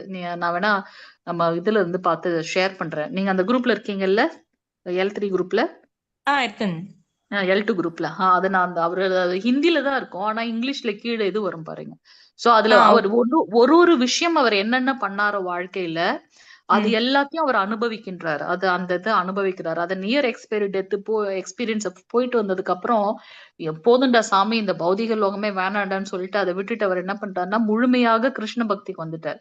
ஏன்னா அவங்க உண்மையா அதை உணர்ந்தாங்க. இந்த மாதாஜி என்ன உணர்ந்தாங்கன்னு நமக்கு தெரியல. பட் இது இவங்க ஃபீல் பண்ணது வந்து அது உண்மை. அவங்க என்ன எக்ஸ்பீரியன்ஸ் பண்ணிருக்காங்கன்னு எனக்கு தெரியல. ஆனா நம்ம இதுல வந்தவங்க, ஏன்னா அவங்க அவங்க அந்த ஃபீல் பண்ணி சொல்றாங்க இல்லையா, அதனால அது ரொம்ப உண்மையாக இருக்கும். அவர் ஒரு சின்ன வயசுல என்ன பண்ணிருக்காரு, ஒரு பாம்பை எடுத்து நெருப்புல போட்டிருக்காரு ஏதோ சம்திங். அப்போ அவர் ஹாஸ்பிட்டல்ல இருக்கும்போது அதே மாதிரி அவருக்கு ஷாக். ஏற்கனவே அவர் அட்மிட் ஆயிருக்காரு ஹாஸ்பிட்டல்ல. அதுல வந்து அந்த அந்த அந்த பாம்பை அவர் எப்படி கஷ்டப்படுத்தினாரோ அதே மாதிரி அவருக்கும் அடிபட்டு அந்த அவர் காட்டுறாரு, எனக்கு இந்த மாதிரி எல்லாம் கஷ்டமா இருக்கு. எனக்கு ஃபுல்லா அது மறந்து போச்சு அந்த கதை. இது அத கோர்வையா எனக்கு சொல்ல தெரியல. சோ அவர் என்னென்ன கஷ்டம் கொடுத்தாரோ அதை வந்து அவர் அனுபவிக்கிறார். அப்ப அனுபவிச்சு ஒரே ஒரு தடவை ஒரு பக்தர்களோட சங்கத்துல ஏதோ அவர் போய் வந்திருக்காரு, கோவில் இருக்கோ ஏதோ ஒரு இது. அதோட பலன் வந்து என்ன ஆகுது அப்படின்னாக்கா, இனிமேலாவது நம்ம வந்து பக்தி பண்ணணும். எப்படி வந்து அஜாமிலனுக்கு வந்து ஒரு வாய்ப்பு கிடைச்சது இல்லையா, அந்த மாதிரி அஜாமிலனுக்கு வந்து 88 வயசுல வந்து அவருக்கு வந்து மரணம். அந்த யமதூதர்கள் எல்லாம் வராங்க. 100 ஆண்டுகள் வந்து அவருக்கு இது. ஆனா அவ்வளவு பாவ காரியங்கள் பண்ணதுனால 88 வயசுல வந்து அவருக்கு அவரை தூக்கி போயிடலாம் அப்படின்னு இவருக்கு எடுத்துட்டு போயிடலான்ட்டு யமதூதர்கள் வந்துடுறாங்க. ஆனா விஷ்ணு தூதர்கள் வந்து அவங்க 2 பேர்கிட்டயும் அவங்க 2 பேருக்கும் நடுவுல சண்டை நடக்குது. யமதூதர்களை பார்த்த உடனே அஜாமிலன் வந்து நாராயணா நாராயணான்னு கத்துறாரு. அவர் வந்து நாராயணன்னு கூப்பிடல, தன்னோட பிள்ளையதான் கூப்பிடுறாரு. 10வது பிள்ளை மேல அந்த பேரை வச்சிருக்கார். பக்தர்களோட சங்கத்துல அவங்க வந்து ரிஷிகள் எல்லாம் போகும்போது, சாதுக்கள் போகும்போது அவர் கேட்கிறார், அந்த பையனுக்கு என்ன பேர் வைக்கலாம்னு கேட்கும்போது அவங்க சொல்றாங்க நாராயணான் வை அப்படின்னு. அந்த க்ஷண நேரம் அந்த பக்தர்களுடைய சங்கம் அவர் நாராயணன் பேர் வச்சிட்டார். என்னமோ தெரியல, அந்த குழந்தை மேல ஆசை. என்னன்னாலும் நாராயணா சாப்பிட்டியா, நாராயணா தூங்குனான்னு நாராயண புராணமே பாடின்னு இருக்காரு. பகவானை பத்தி பாடல அவர், தன்னோட பிள்ளைய பத்தி தான் சொல்றார். ஆனாலும் மரணிக்கும் தருவாயில நாராயணான்னு கூப்பிட்ட அடுத்த நிமிஷம் வந்து அவர் ஏன் நாராயணான்னு கூப்பிட்டாரு அப்படின்னாக்கா, யமதூதர்களை ரொம்ப கொடூரமா பார்த்தோம்னா பயம் வந்துருச்சு அவருக்கு. அதனால அவர் நாராயணான்னு கூப்பிடுறாரு. உடனே விஷ்ணு தூதர்கள் ஓடி வராங்க. 2 பேருக்கும் நடுவுல சம்பாஷணை விவாதங்கள் நடக்குது. அதை வந்து அவர் கேட்கிறார். அப்போ அவங்க சொல்றாங்க, யமதூதர்கள் எவ்வளவு கொடுமையானவன் தெரியுமா இவன், ஒரு பிராமணனா இருந்து அதெல்லாம் விடுத்துட்டு எல்லா கெட்ட பழக்கமும் பண்ணியிருக்கான், எவ்வளவு பாவங்களும் பண்ணியிருக்கான். இவன் நாங்க தான் கூட்டிட்டு போவோம்னு சொன்ன உடனே யமதூதர்களுக்கே ஃபர்ஸ்ட் டைம் பாக்குறாங்க விஷ்ணு தூதர்கள். எப்பவுமே நம்ம தானே வருவோம், இவங்க யாரு புதுசான்ட்டு. அப்ப விஷ்ணு தூதர்கள் சண்டை போடுறாங்க அவங்க கிட்ட. எப்ப அவன் வந்து அவங்களுக்கு தர்மத்தை பத்தி தெரியுமா என்ன அதெல்லாம் கேக்குறாங்க. அதெல்லாம் அவங்க 2 பேருக்கு நடக்கிற விவாதத்தை அவர் கேக்குறார். எப்ப அவன் வந்து நாராயணன்ற பேரை வச்சுட்டானோ, அந்த பேர் வச்சதுனாலேயே அவனுடைய அனைத்து பாவங்களும் அழிந்து விட்டது. எல்லா கொடுமையும் பண்ணிட்டார் அவர். இருந்தாலும் அதை எல்லாத்தையும் விதிவிலக்கு பண்றாரு பகவான். அதுக்கப்புறம் மூச்சுக்கு 300 தடவை நாராயணா நாராயணான்னு கூப்பிட்டார். அவர் ம், வந்து ம், எனக்கு பலன் வேணும் அப்படின்ற ஒரு பாவத்துல வந்து நாராயணனை கூப்பிடல. அது வந்து அவர் ம், வந்து தூய்மையாக அப்படின்றத விட சுத்த நாமத்தை தான் கூப்பிடுறாரு. ம், நாராயணான்ற பேரு என் பிள்ளையோட பேர் அப்படிதான் கூப்பிட்டாரு. பகவான நம்ம வந்து அவரை கூப்பிடுறதுக்காக ஐஸ் வைக்கிறதுக்காக நம்ம வந்து வேற உள்ளொன்று வைத்து நம்ம வேற மாதிரி சொல்லுவோம் இல்லையா, அந்த மாதிரி அவர் பண்ணல. அதனால அந்த புறம் ஒன்று இதுக்காக என்ன பேசக்கூடாது. பண்றாங்க, அவர் ம், வந்து உடனே என்ன பண்றாங்க, 12 வருடங்கள் இந்த இந்த இந்த விஷயங்கள்லாம் பார்த்த உடனே அவருக்கு வந்து நீங்கெல்லாம் யாரு, யமதூதர்கள் ஓடி போயிட்டாங்க. அப்ப விஷ்ணு தூதர்கள் பார்த்தோன்னே இவர் கேட்கிறாரு, நீங்கெல்லாம் யாரு அப்படின்னு சொன்ன கேட்கிறாரு. அதுக்குள்ள அவங்க ஒண்ணுமே சொல்லாம மறைஞ்சு போயிடுறாங்க. அப்போ இன்னும் அவருக்கு 12 வருடங்கள் இருக்கு. அந்த 12 வருடங்கள்ல அவர் வந்து உணர்றாரு. ஆஹா, நான் வந்து இவ்வளவு நாள் எவ்வளவு பெரிய தவறு பண்ணிட்டேன். எனக்காக பகவான் இவ்வளவு கருணையோட வந்திருக்காருன்னு சொல்லிட்டு தான் அவர் என்ன பண்றாரு, 12 வருடங்கள் பக்தி தொண்டு செய்து விஷ்ணு லோகம் போறார் அப்படின்றத பாக்குறோம். 100 வருட காலத்துல 88 வயசு முடிஞ்ச உடனே இவன் போதும் போதும்னு வந்து அவங்கள தூக்கிட்டு போயிடுறாங்க. அந்த சமயத்துல அவர் இந்த சம்பாஷணைகளை பார்த்து, விவாதங்களை பார்த்து, இனியும் நான் பக்தி தொண்டு பண்ணலன்னா சரி வராதுன்னு சொல்லிட்டு 12 வருடங்கள் முழுமையாக பக்தி தொண்டு பண்ணி அவர் என்ன பண்றாருன்னா பகவானை அடைகின்றார் அப்படின்றத நம்ம பாக்குறோம். ஹரே கிருஷ்ணா. இதுல இருந்து நமக்கு என்ன தெரியுது அப்படின்னா, நமக்கு கண்டிப்பாக இன்னொரு பிறவின்னு ஒண்ணு இருக்கு. அது எப்படி நமக்கு கிடைக்கும் அப்படின்னா, இந்த ம், வாழ்நாள் முழுவதும் நம்ம என்ன செய்கின்றோமோ அதனுடைய பிரதிபலன் கண்டிப்பாக நமக்கு இருக்கும். நம்ம எப்பவுமே நம்மளுடைய புலன்களை பகவானுடைய பக்தி தொண்டுலயும் இல்ல நம்மளுடைய நினைவுகளை கிருஷ்ண உணர்வுல வச்சிட்டோம் அப்படின்னா, மரணிக்கும் ம், தருவாயில் அந்த உணர்வு இருக்கிறதுனால நாம அவரையே நம்ம வந்து பாக்குறோம். அந்த மாதாஜி வந்து எப்பவுமே பக்தி தொண்டு பண்ணிட்டே இருப்பாங்க. பிரச்சாரம் பண்றது, பக்தி விருக்ஷா கிளாஸ் பண்றது அப்படின்னு எப்பவுமே பண்ணிட்டே இருந்ததுனால அவங்களுக்கு வந்து அவங்க வீட்டுல வச்சு அவங்க வழிபாடு பண்ற ஜெகநாதர் அவங்களுக்கு வந்து தெரிஞ்சார். அவர் இவங்கள ம், பார்த்து அழகா சிரிச்ச உடனே அவங்க என்ன தப்பு பண்ணாங்கன்றத அவருக்கு சுட்டி காட்டுறாரு. உடனே அவங்க ம், வந்து டக்குன்னு அவங்க விழித்து எழுறாங்க. உடனே அவங்க அவங்க எல்லா டாக்டர்ஸ் எல்லாம் சொல்லிட்டாங்களே இவங்க வந்து பழைக்கிறது கஷ்டம் அப்படின்னுட்டு. அப்போ ம், இப்ப எனக்கு செகண்ட் சான்ஸ் கொடுத்திருக்காரு பகவான். அதனால நான் வந்து முழுமையாக அமர்ந்து பகவானுடைய நாமத்தை ஒழுங்கா சொல்லணும். சோ நாம ம், மகிமை அப்படின்றத பத்தி அவங்க வந்து சொல்லியிருந்தாங்க. நான் சர்ச் பண்ணி பாக்குறேன். அது கிடைச்சதுன்னா நான் ஷேர் பண்ணேன். இந்த மாதிரி நிறைய பேர் என்ன சொல்றது, நம்ம வந்து ம், பௌதீகமா நிறைய பணம் அது இதுன்னு பாக்குறோம். அமெரிக்கா 2 பேரும் டாக்டர்ஸ். அங்க போய் ம், பெரிய நிறைய சொத்து எல்லாம் இது பண்ணிருக்காங்க. பட் இருந்தாலும் ம், அவருக்கு வந்து ஒரு டைம்ல இதே மாதிரி ஹார்ட் அட்டாக் அந்த மாதிரி ஏதோ வருது. அப்ப அவர் வந்து உணர்றாரு. உணர்ந்து ரொம்ப டென்ஷன். ஏன்னா கிருஷ்ணரை பத்தி எல்லாம் ஒண்ணும் தெரியல அவங்களுக்கு. நல்லா சம்பாதிக்கணும். யூசுவலா நம்ம பக்திக்கு வர்றதுக்கு முன்னாடி அப்படித்தானே இருக்கும். நல்லா சம்பாதிக்கிறாங்க. நாடு விட்டு நாடு போயாச்சு. நல்ல நாலேஜ், நிறைய பணம், எந்த குறைவும் கிடையாது. அப்போ அவங்களுக்கு வந்து பாத்தீங்கன்னா, திடீர்னு அவருக்கு வந்து ஏதோ ஒரு யாரோ வந்து இழுத்துட்டு போற மாதிரிலாம் அந்த மாதிரிலாம் தோணுது. அப்போ 2 பேருக்கும் கணவன் மனைவிக்கு நடுவுல ரொம்ப அவருக்கு அத வெளியில சொல்லவும் முடியல அவங்க ஒய்ஃப் கிட்ட. சோ 2 பேருக்கு நடுவுல ரொம்ப ப்ராப்ளமா இருக்கு. அப்போ ஒரு சமயத்துல இவங்க 2 பேருக்கும் ஏதோ மனஸ்தாபம் இருக்கு. அப்போ அந்த மாதாஜியோட ஃப்ரெண்ட் ஒருத்தவங்க கூப்பிடுறாங்க. இந்த மாதிரி வீட்ல வந்து நான் வந்து கதை வச்சிருக்கேன். பகவத்கீதையோட இது. நீங்க வாங்க அப்படின்னு இஸ்கான் மூலமா. ஆனா இஸ்கான் மூலமா அவங்க போகும்போது அவர் வந்து அஜாமிலனோட ஸ்டோரி அவர் எடுக்கவும் அவர் உட்கார்ந்து பயங்கரமா அழுதாரு. இதே மாதிரியான ஒரு ஃபீல் தான் நான் ஃபீல் பண்ணேன்னு அப்பதான் அவங்க மாதாஜி கிட்ட உடைச்சு பேசுறாங்க. அப்புறம் அவங்க வந்து சொல்றாங்க, நாங்க என்ன பண்ணணும்? அவங்க கிட்டத்தட்ட ஆல்மோஸ்ட் ரிட்டையர்டு ஏஜ் ஆயிடுச்சு. இருந்தாலும் அப்பதான் அவங்களுக்கு வந்து அந்த ஞானம் வருது. உடனே அவங்க பக்தர்களை விடவே இல்ல. அப்படியே அவங்க இஸ்கான்ல வந்து ஜாயின் பண்ணிட்டாங்க. இப்ப முழுமையாக அவங்க வந்து சர்வீஸ் பண்றாங்கன்ட்டு அது இன்னொரு இது ரெஃபரன்ஸ் வந்துட்டு இருந்துச்சு. அதனால உண்மையாலுமே நம்ம இப்ப கூடியிருக்கோம் இல்லையா? இது வந்து பகவானுடைய கருணை இல்ல அப்படின்னாக்கா நமக்கு வந்து இந்த சங்கம் கிடைக்கவே கிடைக்காது. அவருடைய கருணை, நம்மளுடைய பூர்வ ஜென்ம பலன் நமக்கு வந்து இந்த இது வாய்ப்பு கிடைச்சிருக்கு. இத நம்ம நழுவ விடாம பக்தி தொண்டு செய்யணும். அதனால முடிஞ்சது அப்படின்னாக்கா நாளைக்கு காலையில எல்லாரும் 4:30 மணிக்கு மங்களார்த்தி வாங்க. எல்லாரையும் பாராட்டணும். எல்லாரும் உங்களோட பேரை மாத்திட்டீங்க. தமிழ் அப்படின்னு சொல்லி முன்னாடி போட்டீங்க. சிவகுரு பிரபு, அப்புறம் ராமமூர்த்தி பிரபு. நீங்க 2 பேர் மட்டும் தான் சேஞ்ச் பண்ணல. அது பாத்துக்கங்க. சரிங்களா? ஹரே கிருஷ்ணா. மாதாஜி சொல்லுங்க. எப்படி ஹரே மாதாஜி கிருஷ்ணா. பண்ணும்? தமிழ்ல பண்ணுமா மாதாஜி? உங்களோட பேர் இருக்கு இல்லைங்க பிரபு, நீங்க ஆமா மாதாஜி. ராமமூர்த்தி 2 தடவை போட்டிருக்கீங்க இல்லையா? ஆமா மாதாஜி. பார்ட்டிசிபென்ட்ல போய் உங்க பேரை பக்கத்துல கிளிக் பண்ணீங்கன்னா அதுல ரீநேம்னு வரும். அதுல போய் நீங்க ரீநேம் பண்ணிக்கலாம்.